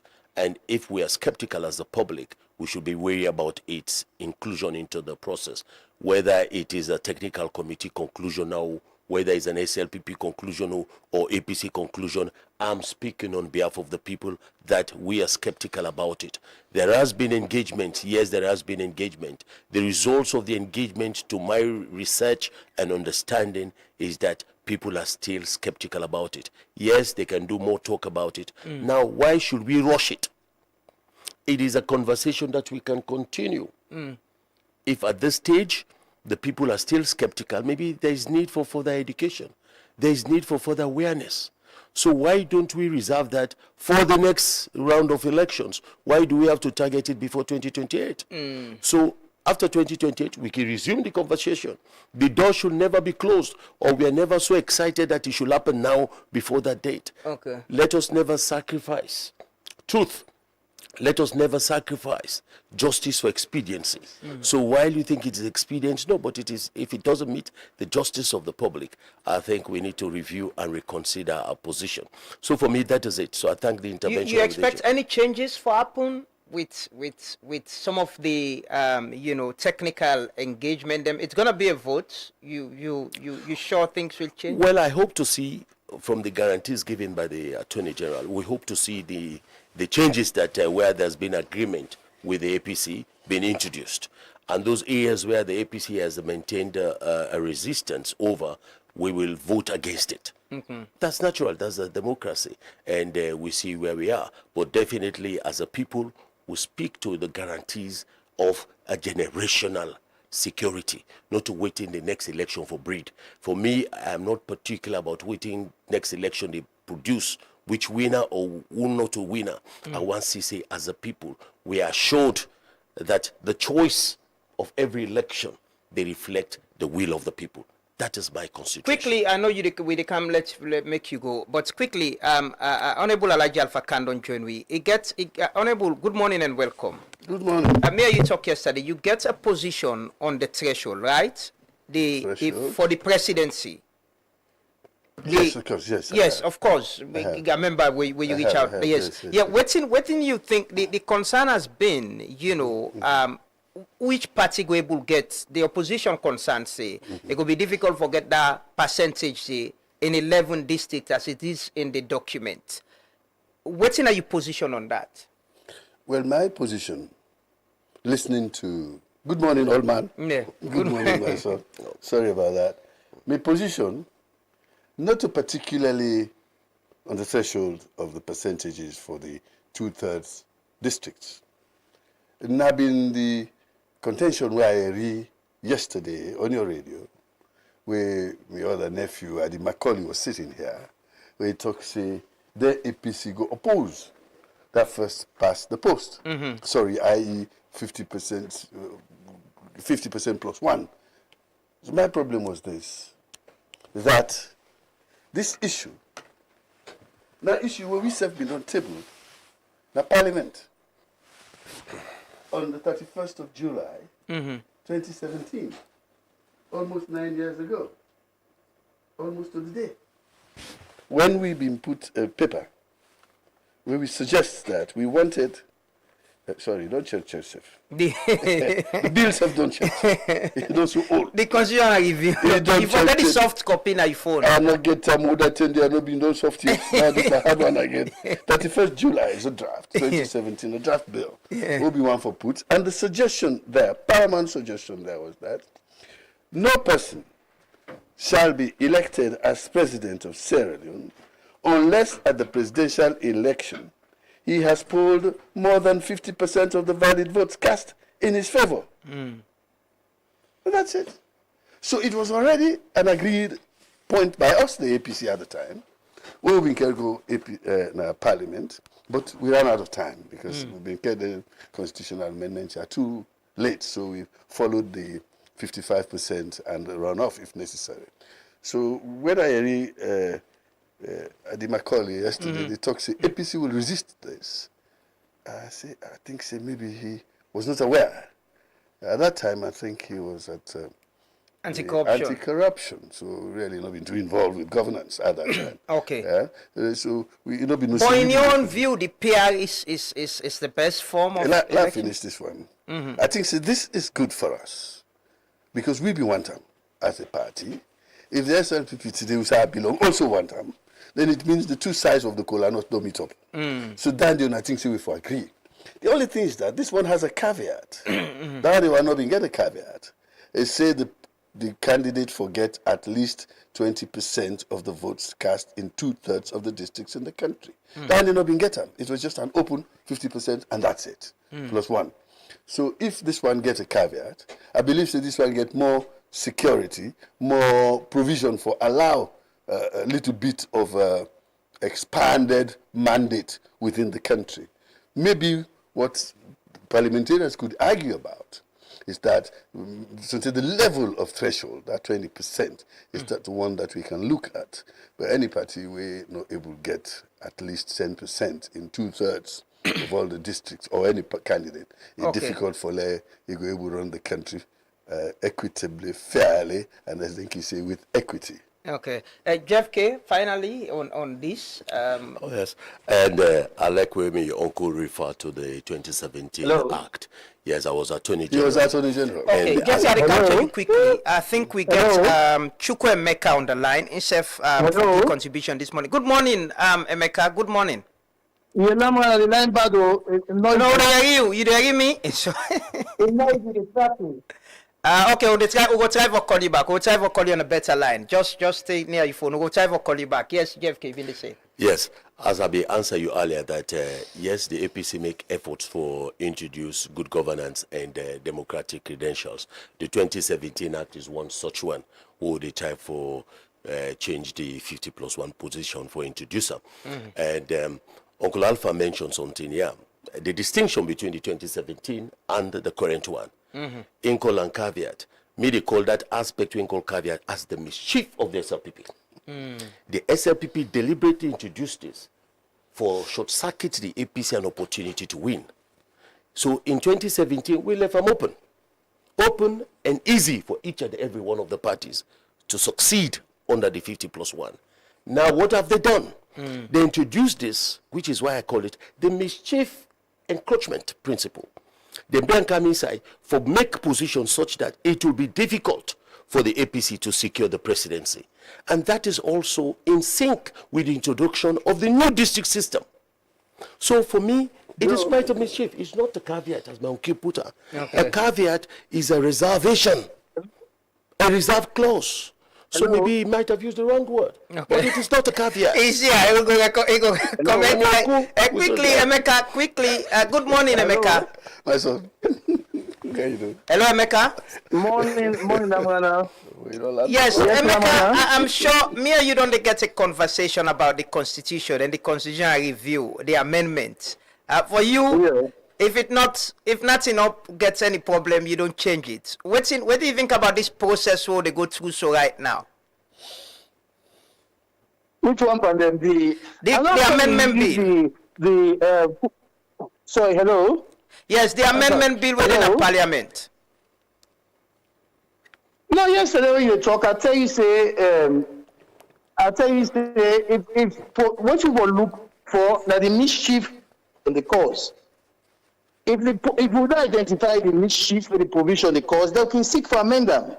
But there is no mischief being caused by provision. One alter them. So I'm glad you say the consensus there among them that if they believe say the 55% threshold high, they cause mischief, they cause rerun, they cause violence, they will make a 50+1. I'm not see no harm. I really not see no harm. My position has always been, say, the 1991 Constitution, it's a good book. It's just the interpretation or they give to certain provisions. So when we talk about the president, they make appointments in consultations with certain body of people. If we think, hello? Yes, do they hear you? Go ahead. Go ahead, do they hear you? Okay. Yes, if that problem the problem not go be in the statute itself. It will be in the interpretation of what will be to what consultation be. So I heard yesterday back, Mr. Macaulay, and even this morning, Senior Counsel John Fitzgerald Komadi say yes, them body and they appointing body like the Bar Association go nominate 3 people to the president for make it select. See what difference between, I don't understand, I really don't understand what's the logic behind this presenting to the president 3 alternatives for make it select. You not send one. Why you not send one? Say this is the person who recommend, this is the person with the nominate. Why I get for left to the president for making selection from a selection again? Why I get for be the president for making selection? If you don't give seat power to an organization or to a body for making a nomination, why you get for tie the hand for send 3 back to the president for select? Now that's not my concern. Okay. Because it seems like so they play, yeah, that's a concern. If, for example, they tell the appointment to PPRC, now my name no more than sent to the president and say this is the man who wants. So I mean, think say you can do the same for all the other provision them. Or if you want to appoint the ECL commissioner, you don't get this vetting nomination committee, then can select and send to the president say this is the man who don't choose. They make the appointment. Or why you need for send them back to him for make a selection? It just creates unnecessary buffer. Or let them to the president for select. Is it not expecting the powers of the? I know maybe you can get this conversation. Retaining the powers of the president, if I can say, giving more powers to the president. So I know you're that part. I say allowing the president for using power for appoint or the names that we then nominate. Is that not the spirit of it? It's a matter of just trust in the people who the power. Get power, we want to make it select, it will select. If we trust that it will select. But this situation, I think say disrespectful really to the office itself. Either get the power for select or you not get the power for select. But this way for put somebody in between so not trust you, so they give you 3 4 for make you select, it don't make sense to me. So either it's select or we remove the selection powers from man completely. And I think say the 1991 Constitution, the interpretation where I think they forgive to that good book there, is that when they give them body, then they provision, they say in consultation with, for example, with the Bar Association, that just give example, rough example, in consultation with the Bar Association, what they want is that decision for come up from that consulting body, the invitation to the president. The president do the appointment, which to me is just a function. He appoints on the recommendation of the Judicial and Legal Service Commission. So the Judicial and Legal Service Commission, for example, they get their own process, then they select, for example, the Chief Justice, and send them to the president for a function for making a point. That's not me go give an interpretation to the constitutional provision presently. But if you want to remove that provision completely and send at the president for select, that can be something where the referendum can agree on. But what thing we do now, we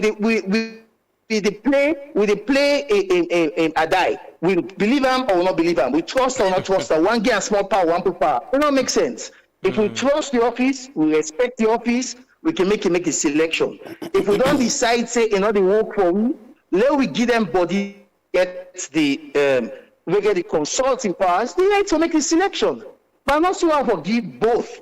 We get 3 people, we send, for example, the one make Chief Justice, Judicial Legal Service Commission send 3 names to the president, then he make a selection from the one for one.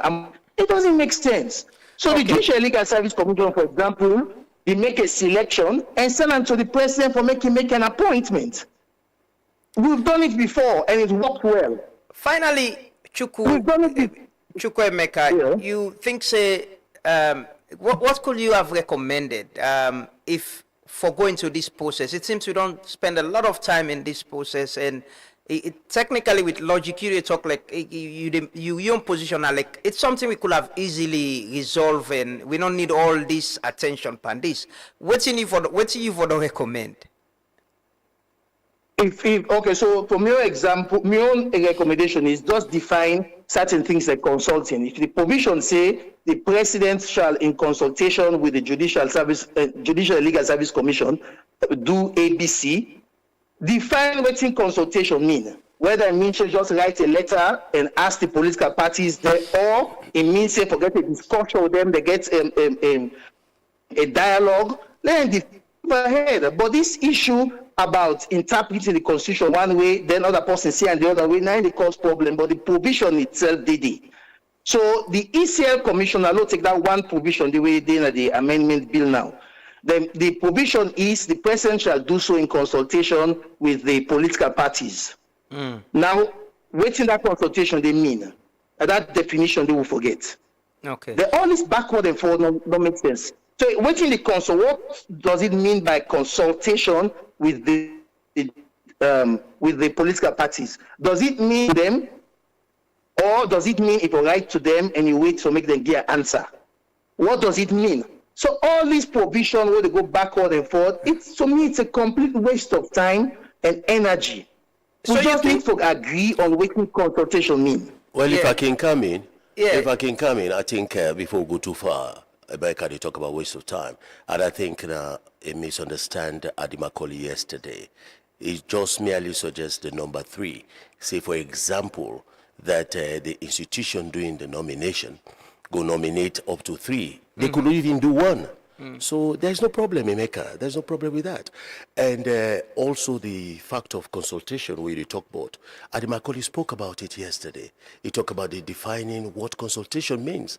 Not to just for send a letter overnight and in the morning you appoint. All that has been discussed and attended to.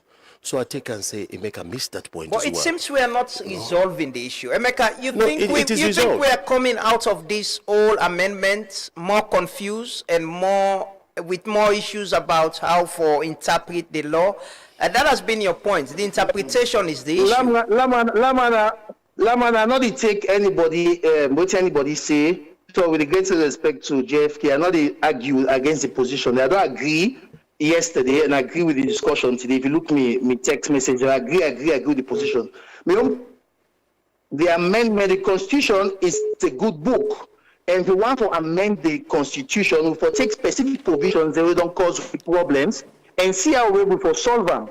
So one of the problems we get right now as a CM, that the fact say we're not comfortable, of the political opponents are not comfortable with the president making an appointment of the ECL commissioner in the present form.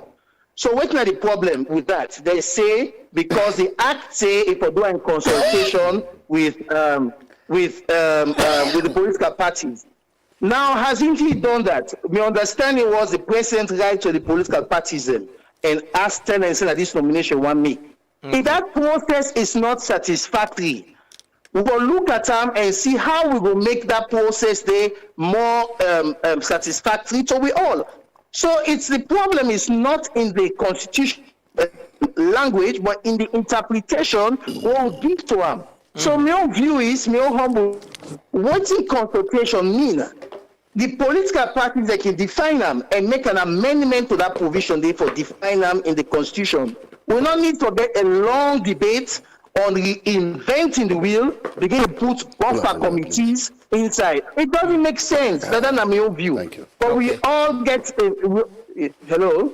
You think so? They come out of this whole process with a defined rule, and we know go get this back and forth again. This will help for strengthening how we do. Even if we get new provision, that new provision back will be subject to interpretation, and I can bet you 3 or 4 years down the line, they come back to this square one division and say, all the work. So we agree for work, identify, and how we resolve them. And to me, the problem we identify is that we not trust we executive for make decisions of selecting we ECL commissioner. And how do we solve that? The Constitution say, present Constitution say, if we do so in consultation with the political parties. My question is, isn't he doing it? If the answer is he's not doing it, how can he do it? In terms of consultation, what do we mean by consultation?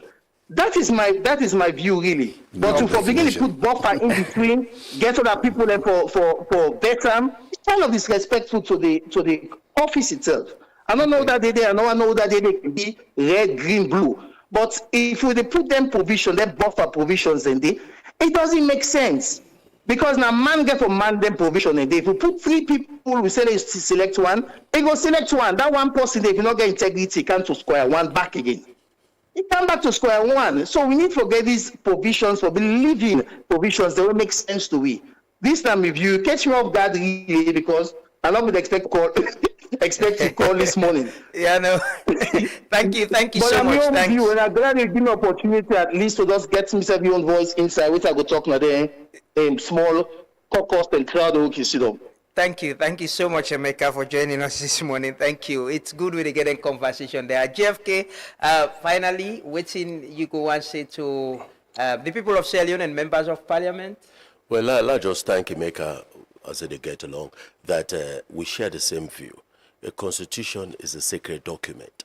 And me always believe, say, the 1991 constitution may not be perfect, but it's a very strong document. It don't survive for we. So any change we try for initiate must be properly thought out. If we take with them, look at them, and know say it is serve the generation of time. Which I get to people in Salon today, that for tell you thank you for your patience. And that this new constitution document within the parliament, again, areas that will concern both the PR system, for example. As a people, as I speak, I don't engage, I don't go around, they're not comfortable with it. So the APC and SLPP should not look at it as a partisan document. They should look at it as a national issue. If a people are not satisfied with it, then let us expunge it. And can we do something about it? Yes. We need not target these elections. It can wait. We say we'll not get money, we no need for rush. It can wait. After the election, we will continue the conversation all through. We'll continue the conversation from now on till after the election done, as long as we know say they form part of the immediate elections. And then we look at the other focus. As a people, why this threshold? My uncle call and caveat. This mischief and mischief, then just put her inside for tightening opportunity for the opposition for win. And when you look at the realities on the ground, most of the time during the elections, we find out for say as opposition, we struggle for the opportunity for participate and with people and for vote in certain regions of this country. It is not the first time. During President Nkrumah time, me uncle Mindea would attack the Nakailao. He was present. He was stoned. They refused to allow them to enter Kailao. He is a witness, a living witness to that. And it has not changed. In 2023, the same thing happened. In 2028, are we expecting anything different? If we don't put mechanics in place, it will repeat itself. So if we're not able to get with people and for go vote in those constituencies, in those districts, what will happen to the 20%, 5%, 11%, whatever the threshold might be? What do we need to do is leave it open.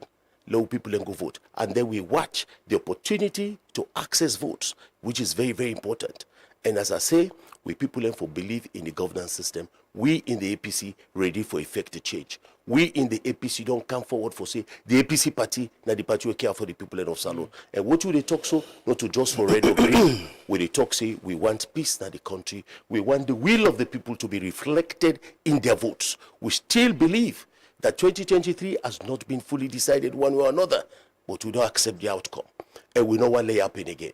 And how we not going to happen again? That transparent elections. Elections will all believe in the process. The government must give the opportunity to the people for their voices to be heard and not to push through things, certain things, where the people are not kind of sure or want to happen. You want to respond to the Kailao? I see the watch. You want to respond to the Kailao attack? Yes. The response is that in 2018, they also attacked Madabiona Kamalu. So this issue of attacking here and there, we don't put them behind. It did not happen in 2023 because they try to move on. And I make with the try for... The people and the way they even grab them playing on away past skirmishes compared to... No, part of the tripartite agreement, there were people where them for agree them for return back na them communities and because they had to flee. The skirmishes, they are skirmishes compared to those major incidents. Those are major incidents. We don't get major incidents again. But even on Saturday, when APC had their own internal something, it's constituency 126. then get skirmishes. These things happen. Well, I say, the fact that the proviso, and you know I call them caveat, I call them proviso, a safeguard, for sure say, the incoming government not going to be a one-sided government considered in one region. At 50% plus one, it's possible for, say, all of the southeast can vote. Then they can get the plus one inside Freetown and all that. And then the north is out. Or it's possible, say, the north, all of the north can vote the 50%. Then they can get the 1% inside Freetown. And then the southeast is out. So what they're saying here is that, let we get a minimum threshold where we go show, say, this party or this leader, this president, this person waiting up, this candidate, he gets a buy-in in almost every one of the 2/3 districts in the country. That involves having to have some people from other regions. So now the interregional thing, I make it say, I don't think say that maybe the threshold is too high. So until for put and down a little bit, but it is not a caveat, it is a proviso. It is a safeguard that we do have a national looking government rather than a one-sided government. Now that I want to react to. So I know maybe I used the wrong word caveat, but I would say caveat is what I would use. But in a law, I would not change it to a proviso. Finally, what you'd expect at the end of this, and what's your message to the people of Sierra Leone as this presidential spokesman? I recall President Bio actually mentioned the PR system. Now, in first town hall with Sarah and Umaru Fofana, in statement was in belief say PR go address the issue of national inclusion and address political violence. Within now you message. I agree. You know, see me as the advocate for the PR. Yes. I believe that is something that will reduce all of these things, like attacking you in Kailahun, attacking you in Kamalo, and all that kind of things. Because in Kamalo, you do have people who can stand for you, right? And they're not afraid to stand for you because they know that whatever happens, their vote will count. But in the first past the post, people in Kamalo who want to vote for the SLPP, then go hide because they know, say, if now one vote safe, APC will get more than the SLPP. So their own votes then will disappear, then the MPs will come, then they will that one winner takes all kind of thing. So I believe, say, what the PR is doing, the PR is trying to unify us, the PR is trying to reduce violence. Take the examples now. We don't get several situations where we don't get by-elections since 2023, at least 4 or 5 would have been. But the transition has been quite smooth. You know, really nothing. But by-elections are the most violent, more violent than even the general election. And also we all can for parliament. It's 15 minutes more now. JFK, the final question I will ask you: when the former president, so he be the representative at court, former President Kuma, when did he canton fully? Well, it's a conversation that is ongoing. And we get discussions with the government. We also get discussions with the host government. You know, go just come, you know, tell goodbye. You get good people that we don't engage with. We get for consider that. We get for look at his immediate security architecture. We get for come, the planning and everything. We work with the government and INSESF get for decide at what time. And so at this stage, we tell the government thank you. We tell the people of Salion thanks that there is no price tag for peace. And for peace sake, we don't reach who shall reach, and we believe, say, it will happen for the country. The ultimate beneficiary are the people and government of Sierra Leone. You think so his coming will have any influence on the APC and who becomes flag bearer? Well, he intends to come as a statesman, sit quiet, minding business, and continue to provide advice where necessary. He doesn't seem want to come to interfere with any political dynamics. He sits quiet. If you go for your advice, he will give you advice, he will give you advice. I don't see him coming to meddle into any political circumstances, be it APC or any other one, except as a statesman, till he concern the nation. So I feel, say, if you get advice, he will get advice. You can't take that away from him. He's that type of person. You're satisfied with the legal arrangements? Yes, very satisfied. And it took a lot of experts, both government, external, international as well, for reach the conclusion we'll reach. We are all satisfied. There are many dynamics which may not meet the public eye, but definitely the bottom line is that is the government to allow him for come home. The charges have been dropped. We're satisfied, and he's coming in to serve his country in the best capacity that he can. Okay. Well, thank you so much, JFK. Thank you, Alaji Alfaka. You want to say something? Yes, we're saying quick. We want connect to. One thing as he said. Yeah, we want. All the arguments where everybody they talk against the PR is that there is no price for peace. So the PR is a small price to pay for peace. With the PR, we get peace. No attacks in Kailau, no attacks in Kamalu. Okay. That I can assure him. Okay. Well, thank you so much. We'll take the voxes from VSM, people in the city of Freetown on waiting and think about the amendment bill. But I want to thank JFK so much for joining me this morning, and Al-Aji Alpha Kanwen, the Minister as well, the Attorney General, and my good friend Emeka. We've got a good conversation, and I'm sure a lot of people would understand what's in the issues. Continue for still 3 minutes, come back shortly for close. They'll take them voxes here quickly. New idea towards the constitutional amendment, the 50% or 50 plus 1 is that the 50 plus 1, when at the last election with the PR system, me personally I support. The reason be that we all know that this country, they do election, where they say they get amendments, sorry, when they get runoff, or we cancel or die, or may or die, how can I call it, honorable or die, when they do that runoff election. A lot of problem, other halala other things that they do. So you see, so me, I dey talk to all the companies for me to accept that PR system, because now the political party then they appoint person 1, 2, 3 person after this person and this person, another person and this person. For example, I make a vivid example to we councillor wey dey don tell me time, may so rest in peace councillor Oju, when he die, no election, they just appoint one with the second. But if they be saying now today, we can't do election that hala that fair that other thing all thing. So you see, so me, Professor Benya, I support the PR system, and the 50 plus 1%, I support that very well. According to the citizens of this country, we dey try we best for like we say let government system try for improving this country. The 50% to the 50.1% to the count and so now they fine for let you become a president, because traditional 55% where they defend pass no more go per runoff. So now we say we not go one runoff, we want 110 go, because that runoff then a waste of resources in this country.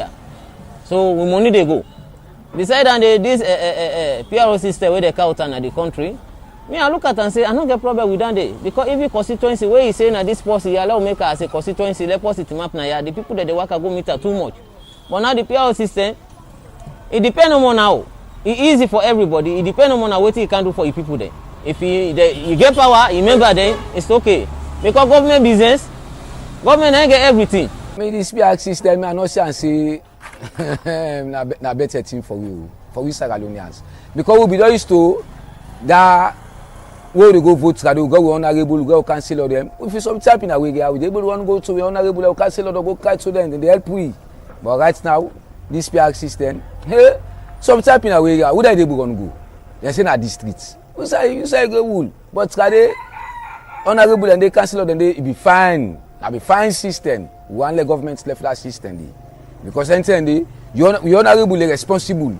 You councillor the responsible.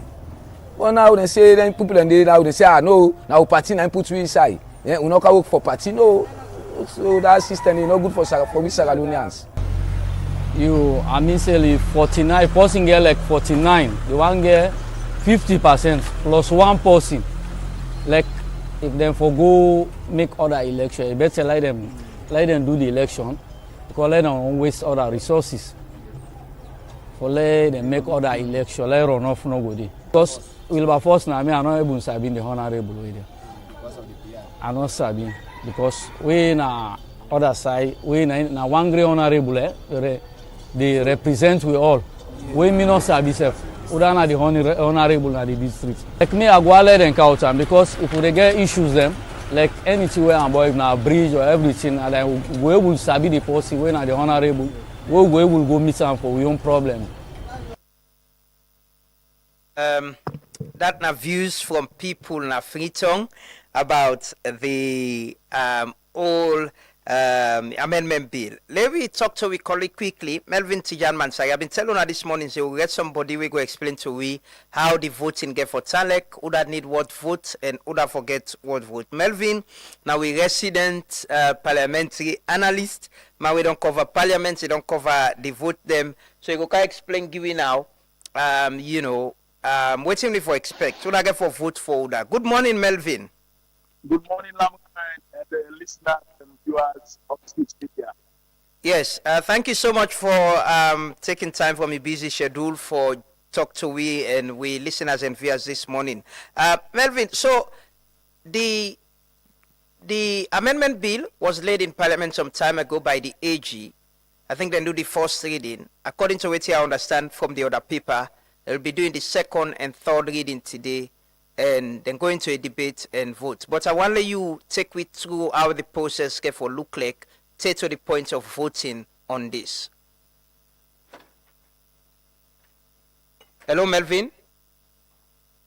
Okay, I think we get issues with the line on Melvin. With Melvin, we go try for call him back and on a better line and see.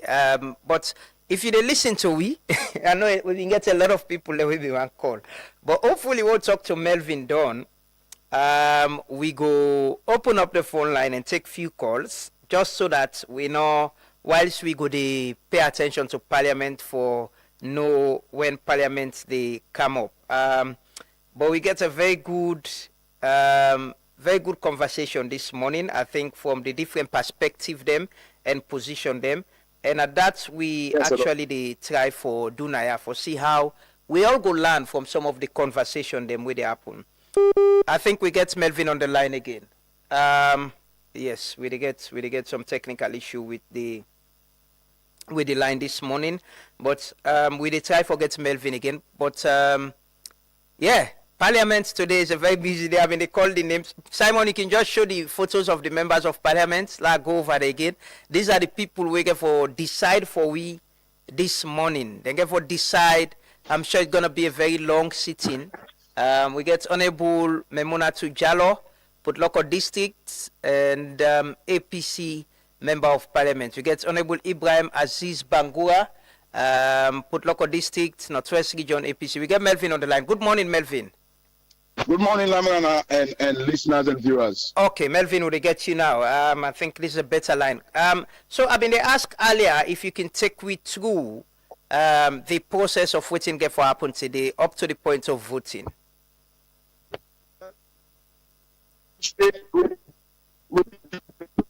Very complex stage, and this is complex because if you look at the provision in section 108 subsection 2b, if you allow me, I will read. It says, well, let's just read section 108. Yeah, go ahead, Melvin. Just go ahead. A bill for an act of Parliament under this section shall not be passed by Parliament unless A, before the first reading of the Parliament, the text of the bill is published in at least 2 issues of the Gazette, provided that not less than 9 days shall elapse between the first publication of the bill in the Gazette and we get some technical issues. Melvin, will try you again. Will try for see if we can get you again on a better line. Simon, can just come see if you can check this connection for we. Let me see how we can get Melvin on possibly a better line. But yeah, I've been they call the names of the members of Parliament. We will continue for show now some of them and see the members of Parliament them way they represent we today. Generally, we as a people, and also now then get for votes. Simon, please, can you show the names of the members of Parliament? So we got Honorable Ibrahim Aziz Bangura, Putloko District, APC Member of Parliament, Northwest Region. Honorable Abdul Latif Sise, Putloko District, Northwest Region, APC. We get Honorable Abdul Kagbo, the leader of the opposition of Parliament, Putloko District, Northwest Region, and we get Honorable Yusuf Makre, Bo District, Southern Region, SLPP. I think we get Melvin on the phone again. Hello, Melvin. Yes, I hope you find better now. Yes, it kind of. With the you've been the say. All right, as I've been saying, we feel like complex state because upon the second and third reading, firstly on the second reading, the speaker never put the question. All those in favor of the bill at the second reading stage for say aye or for say nay. This is critical because at this stage, the sustenance of the life or death of the bill can come into play. Because if any MP say nay at the second reading after the AG, then automatically the House will move this into what is called division, wherein automatically they're going to vote. And if you look at the provision of the Constitution, it needs a vote of 2/3, it will be 99 MPs. That's for the second stage. But again, members of parliament can be magnanimous and alright, during the consent, let me debate. That if they so desire, if the opposition is so desire, for cut the matter short to avoid more debate or filibustering. After the non-debate, the speaker will come back and pose the question as to all the one with the favor for the third reading. And most times, because of procedure, that they will see the emergence of voting. But I will tell you, it's a quite complex and complicated situation we're going to see tonight. And I use the word tonight because it's my fear that this debate might go long till either the evening or the midnight, based on how long the speaker will have to preside over the city. It's my suspicion that the process might not end today, and the speaker might have a committee to further deliberation in that committee or for further consultation. But it's quite an interesting stage, would be long. So it's a make or break thing. Will there be any deadlock? Yesterday, I've been the talk with Adi and he was talking about the number of votes they need. How each of the parties, even if the parliament chiefs then vote on the side of the ruling bench or the opposition bench, they still need 4 people from each side. So he was saying, well, they already don't convince, they don't know what would be the position of then 2 other members of parliament, that's Honorable Mohamed Bangura and Honorable Thompson, but still 2 other MPs will be needed. Forget the numbers. With your experience, will there be a deadlock? Kamara, my sister media, we say the APC executive therefore usher the MPs to parliament. It sends a message of distrust, but they say experience is the best teacher. If you look at the president on Latino Pias, I will not be surprised if there are cross voting. But whether there will be cross voting to the amount of 99 MPs is a matter of consistency. But again, there is a ditch. There is a ditch there. It's going to be a secret ballot. So even if you want to APC secretariat to the parliament, how will you determine who votes for or against? And definitely the elephant in. So it's secret ballots, right? Yeah, it's because of these secret ballots. And there have been times where void votes done there as well. Absolutely.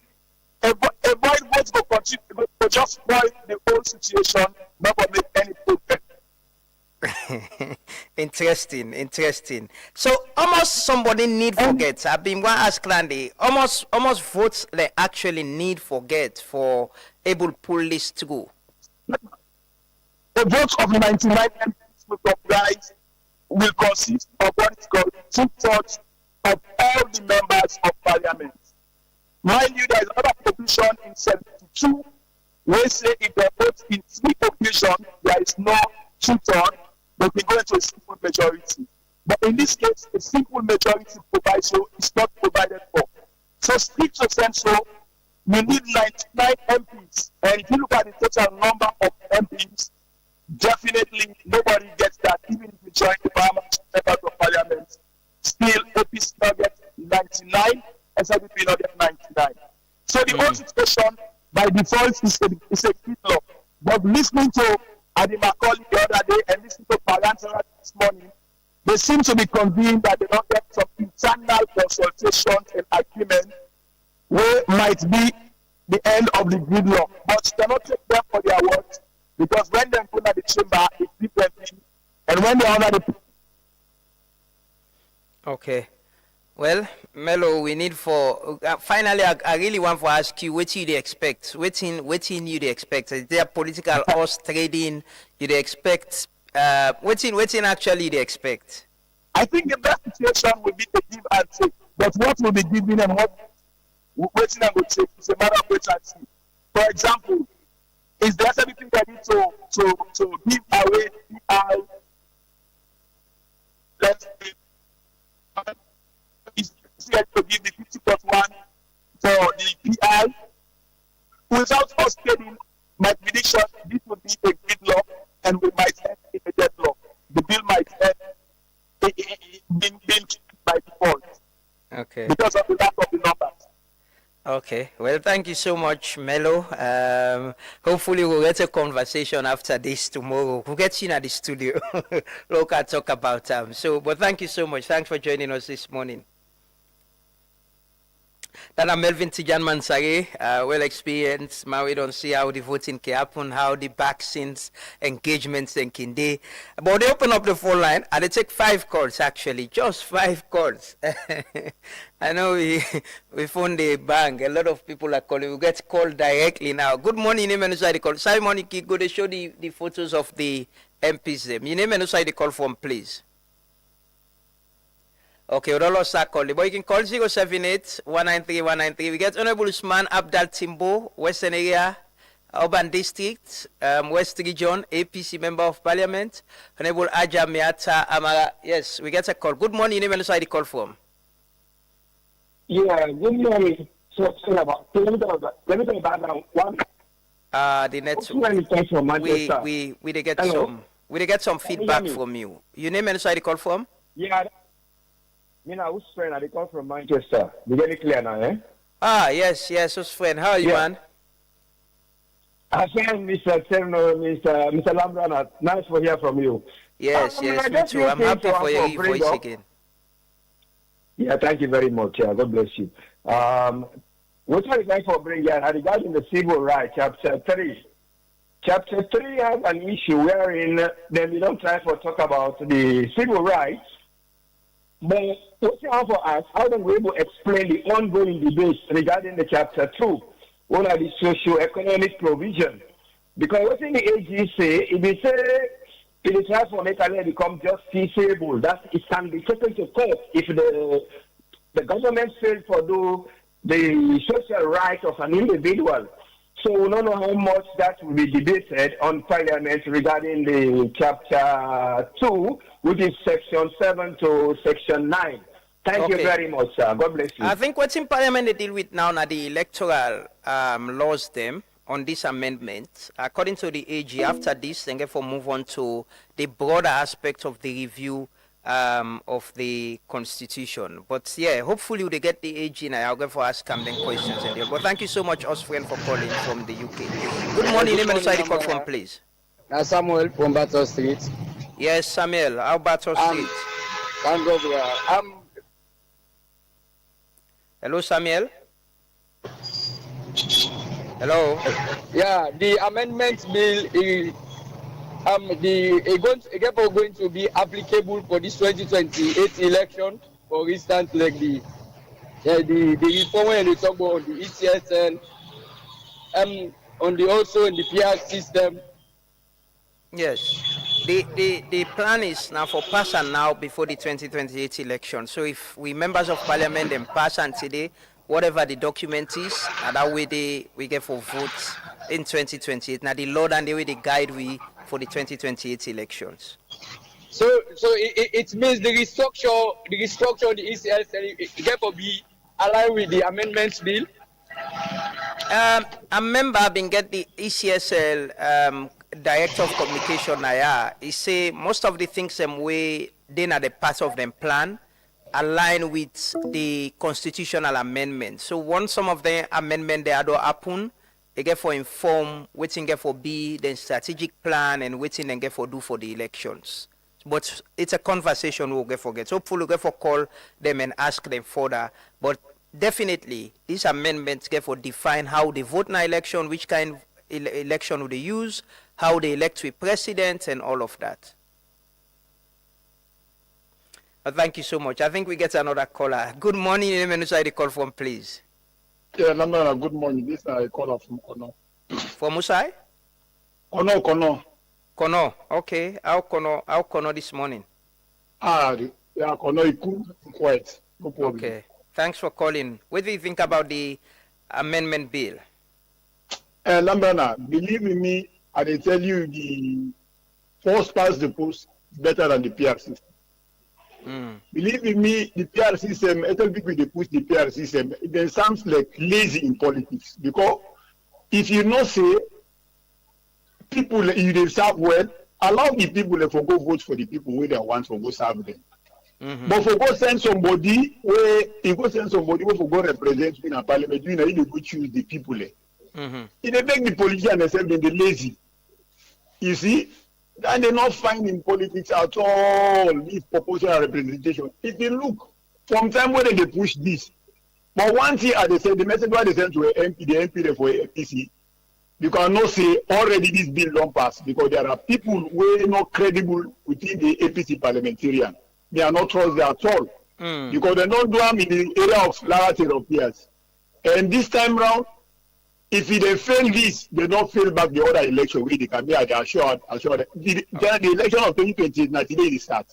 Okay. If they stop for the first past the post, believe in me, APC don't come back in power. But then because all what they say people they push now, let them remain in power.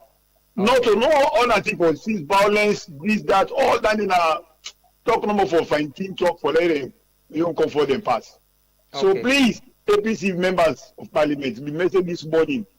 Una serve the people, una not serve brand envelope. The APC parliamentarian will in front of all envelope for go vote what the members they not want. We are on a left line with the people. Well, thank you so much. Thank you. They take two more calls. Parliament don't go live now. Then they're about for settle down. We give a can join Parliament directly for bringing you live coverage of the event today.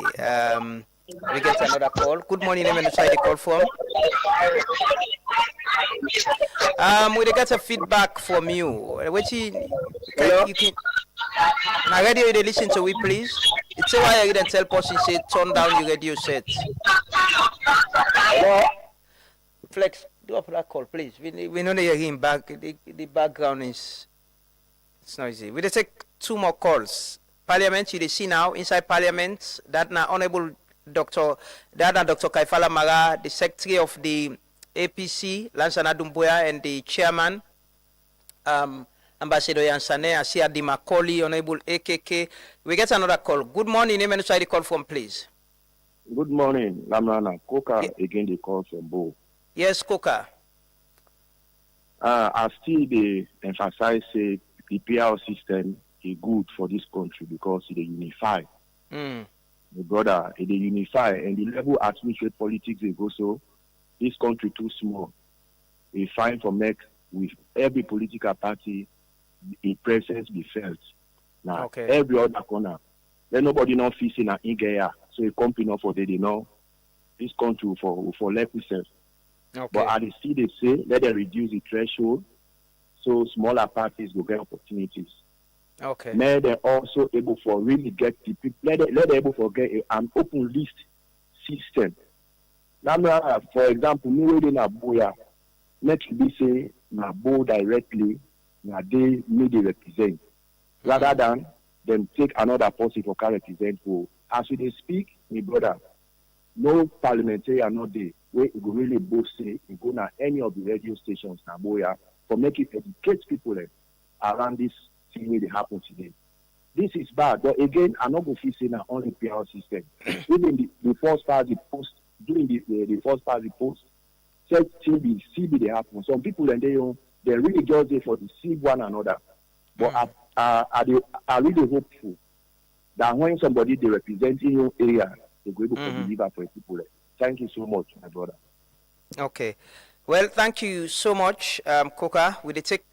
I think one more call. We still watch. If you watch your screen now, you see part of Parliament in the well of Parliament. Some of the members of Parliament and don't see them. Some of them they come in. We just see the National Executive members. Some of them of the APC, And we will monitor the proceedings, and as soon as it starts, we will link today. We get another call. Good morning, name and decide the call from, please. Hello. Okay, we missed that call. We will show some of the MPs there. Honorable Nene Lebi, Bo District, Southern Region SLPP. Now then get for decide. Today now then get for votes. Honorable Beatrice Maya Kangbai, Bo District, Southern Region SLPP. Honorable Mustafa Musa Selu, Moyamba District, Southern Region SLPP. Honorable Umu Pine, Moyamba District, Southern Region SLPP. The people, Honorable Alex Matia Rogers, Pujan District, Southern Region SLPP.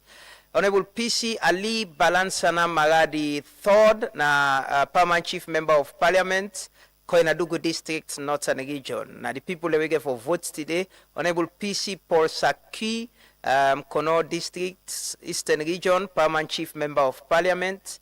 Now they get for decide today on how we the people, we all as a country, which kind of election we get for use, how the vote with president, how for appoint a member, chair of the ECSL. Honorable PC Toto Sheku Mara the third, Falaba District, Northern Region, and a permanent chief member of Parliament. And we get a call.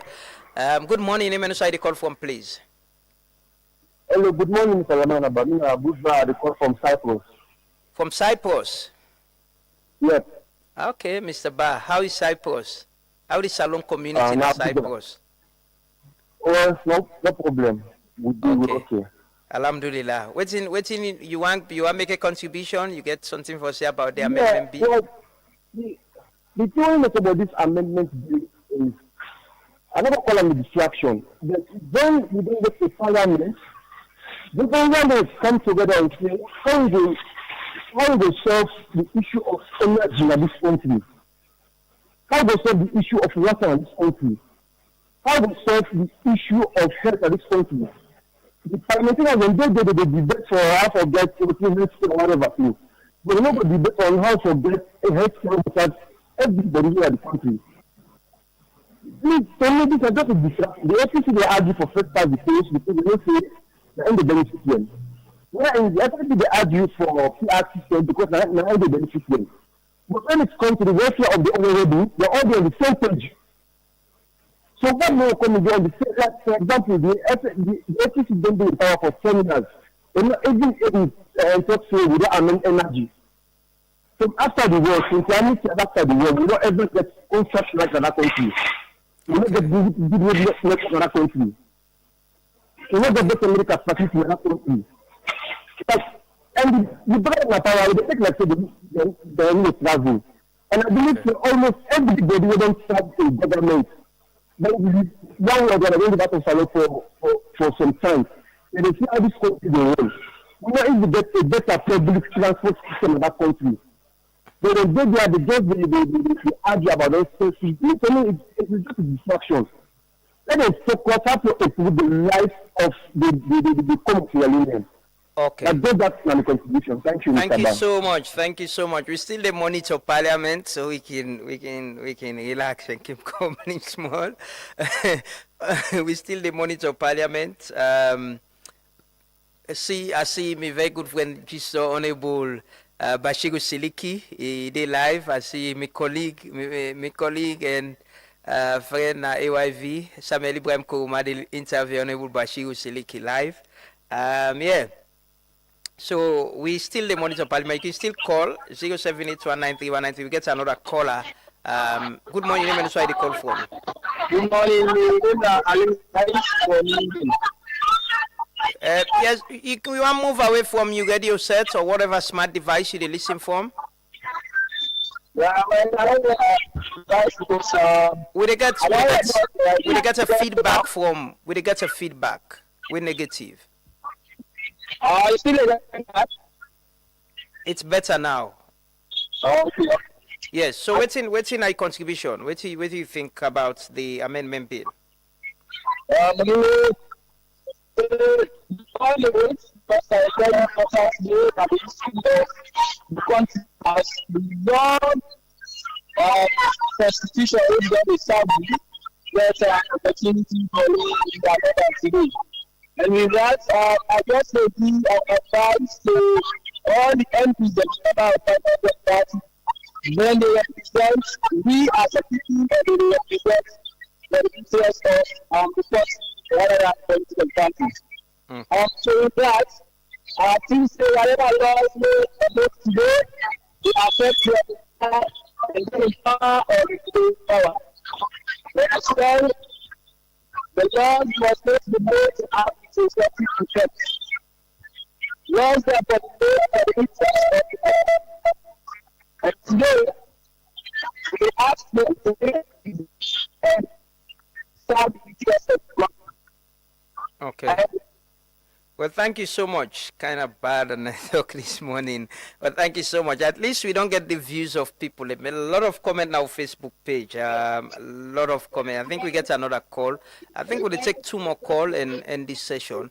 Good morning. Name and sorry call from, please. Yeah. Good morning, Maka Rama. How are you? Now Alusain. I call from Waterloo. Who that they call? Who that your name and sorry call from? Mina Alusain. I call from Waterloo. Yes, Alusain. What do you think about the amendment bill? Well, the chairman say about this amendment bill, now 2 sides to the coin. You understand? Because you find out say the political parties then they all effect for political gains. You understand? Everybody will decide way if you say they get edge over in company. You understand? But the parliamentarian we dey right now this parliament, I dey tell me what they never betray APT. I dey tell you. Okay. Most of the APC politicians are going to betray themselves because most of them they don't sell their rights for this cheap politics. Okay. Well, thank you so much. Thanks for calling, Alusain. Will they take one more call? One more call. One more. Parliament still they wait. I think then they wait for the speaker. They see they seats them. Some seats still empty. Parliament was actually supposed to start at 10. Now then time then the speaker can do the roll call and yeah. But yeah, let's take a few more calls. I think one more last lucky call. If we get any call, we'll take that call there. Then we end this session because we need ready for broadcast the live from Parliament. But if you watch your screen, you see the members of Parliament. Honorable Foyo Tolly, Tonkolili District, Northern Region, SLPP, and then get for votes today, and then get for decide. We just don't try for make we see we members of Parliament them and sabi them. Honorable Jibril Somoje, Bonth District, Southern Region, SLPP. Good morning, name and side call from, please. Yeah, good morning, Lamrana. My name is Emmanuel, and I come from America. From the U.S. Which part in the U.S. today, boss? Oh, Columbus, Ohio, sir. Columbus, Ohio. Yeah, okay. Thanks for calling. What's in your contribution? My own contribution, listening in from this morning, I even heard the AG talking about different countries using the PR system. Well, this is more about fitness, you understand. Now, the way they build a house, the most important part of building a house is the foundation. What makes PR effective is when you have independent judiciary, independent electoral commission, independent PPRC, things like that. That's what makes PR system very effective, right? But we have all seen that when government comes to power, they tend to be in charge of those things. So it makes PR ineffective for Sierra Leone. In Sierra Leone, in your concept, that patronage system where we don't get first past the post is the better fit. You understand? And since 2023 that they have been using it, it has shown itself. I mean, we had to really push Parliament for them pull out a list of empty names and contacts. That is a very big sign that PR system is not effective in Sierra Leone. Okay. We simply do not have the institutions to make it work. So if we want to use PR system, let us focus on building independent institutions independent thinkers so that they can do what's right for the people. Okay.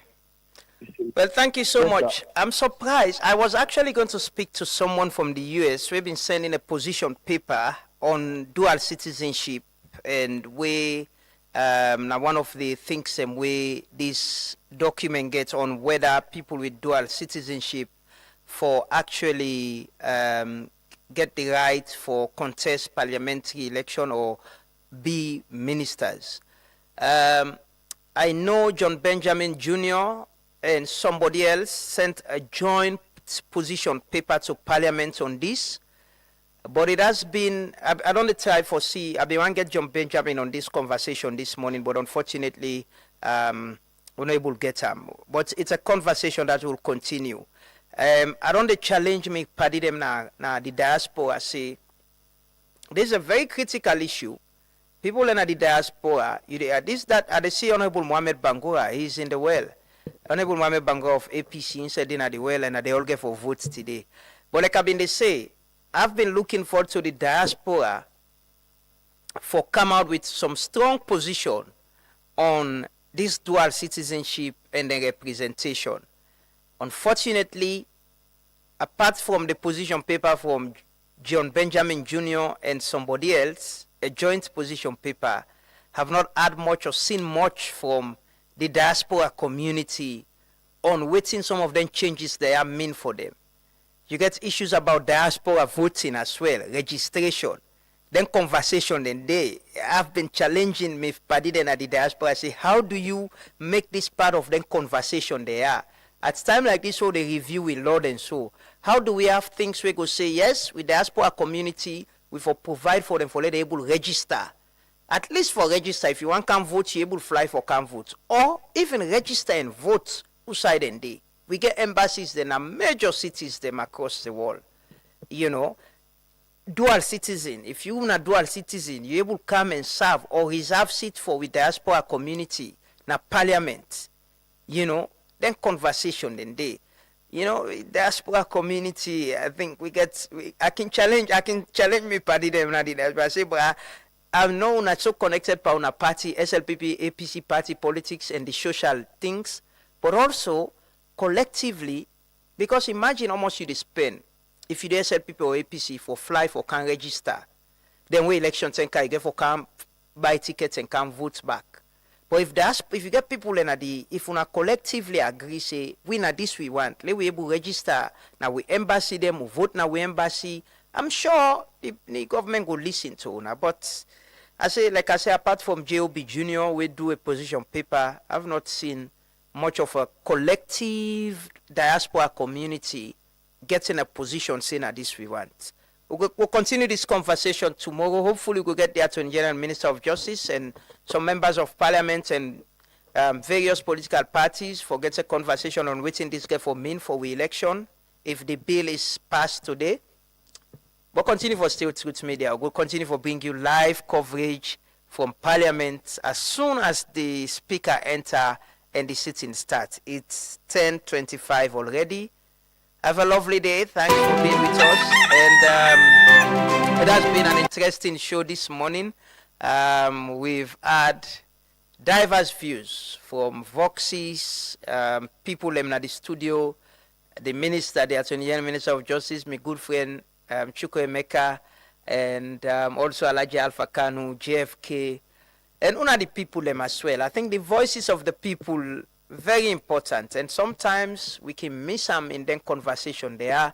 And the discussion now is more about what APC wants and what SLPP wants. It's not much about what we the people want. Hopefully we'll get to that point there, and we get sacred duty and responsibility for ensure say the voices of the people is reflective of policies and programs and decisions them where they happen na the country. I think that in one of the PCMPs them they come inside Parliament. So yeah, we'll go pay attention to Parliament. We will join with colleague Kelfala Kagbo. He did it already. We are member of Parliament. Again for bring we live updates as well. So we'll meet back tomorrow. For God and country, serve your conscience. Try for do waiting right. Avoid waiting wrong.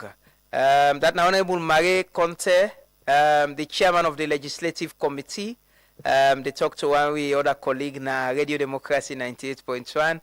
And yes, I'm sure all attention, the country attention, go there on Parliament today. The people's representative, with members of Parliament, they decide how we get for votes, whether an PR or first past the post, how we they elect a president, or how many percentage you need for get, and whether we for allow independent candidates them for contest na the presidency, and a lot of things them.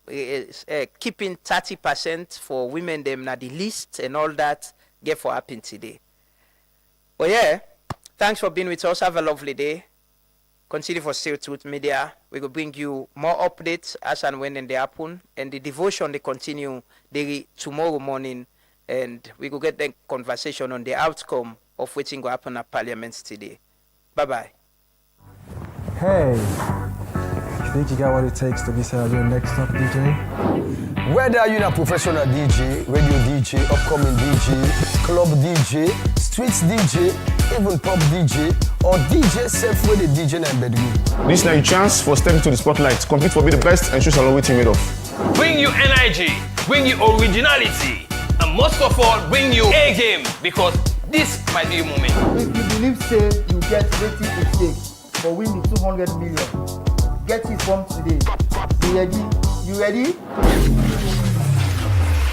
Vibes and Spin DJs battle coming soon.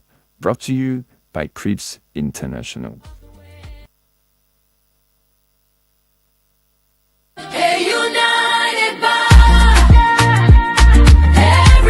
The quality of legal education directly determines the quality of justice. We will work to ensure that legal training in our jurisdiction is rigorous, relevant, and accessible. This agenda includes expanding continuing legal education programs, supporting practical skills development for young lawyers, encouraging specialization in emerging areas of law, strengthening engagement with universities and legal training institutions, promoting legal research, writing and publication, supporting advocacy training, trial skills and professional ethics programs, facilitating international exchanges and professional partnerships with the International Bar Association, the African Bar Association, and Commonwealth Lawyers Association. We will advocate for increased government funding for legal education and the expansion of scholarship opportunities for lawyers. We will create opportunities for young lawyers to engage with senior practitioners through structured mentorship. Colleagues all, my agenda is not merely a political statement. It is a covenant with every member of the bar and with the citizens we collectively serve. It is a promise of transformative, principled, and accountable leadership. I invite every member of the Bar Association to join me in building a bar worthy of the trust our nation places in us. Together, we are stronger.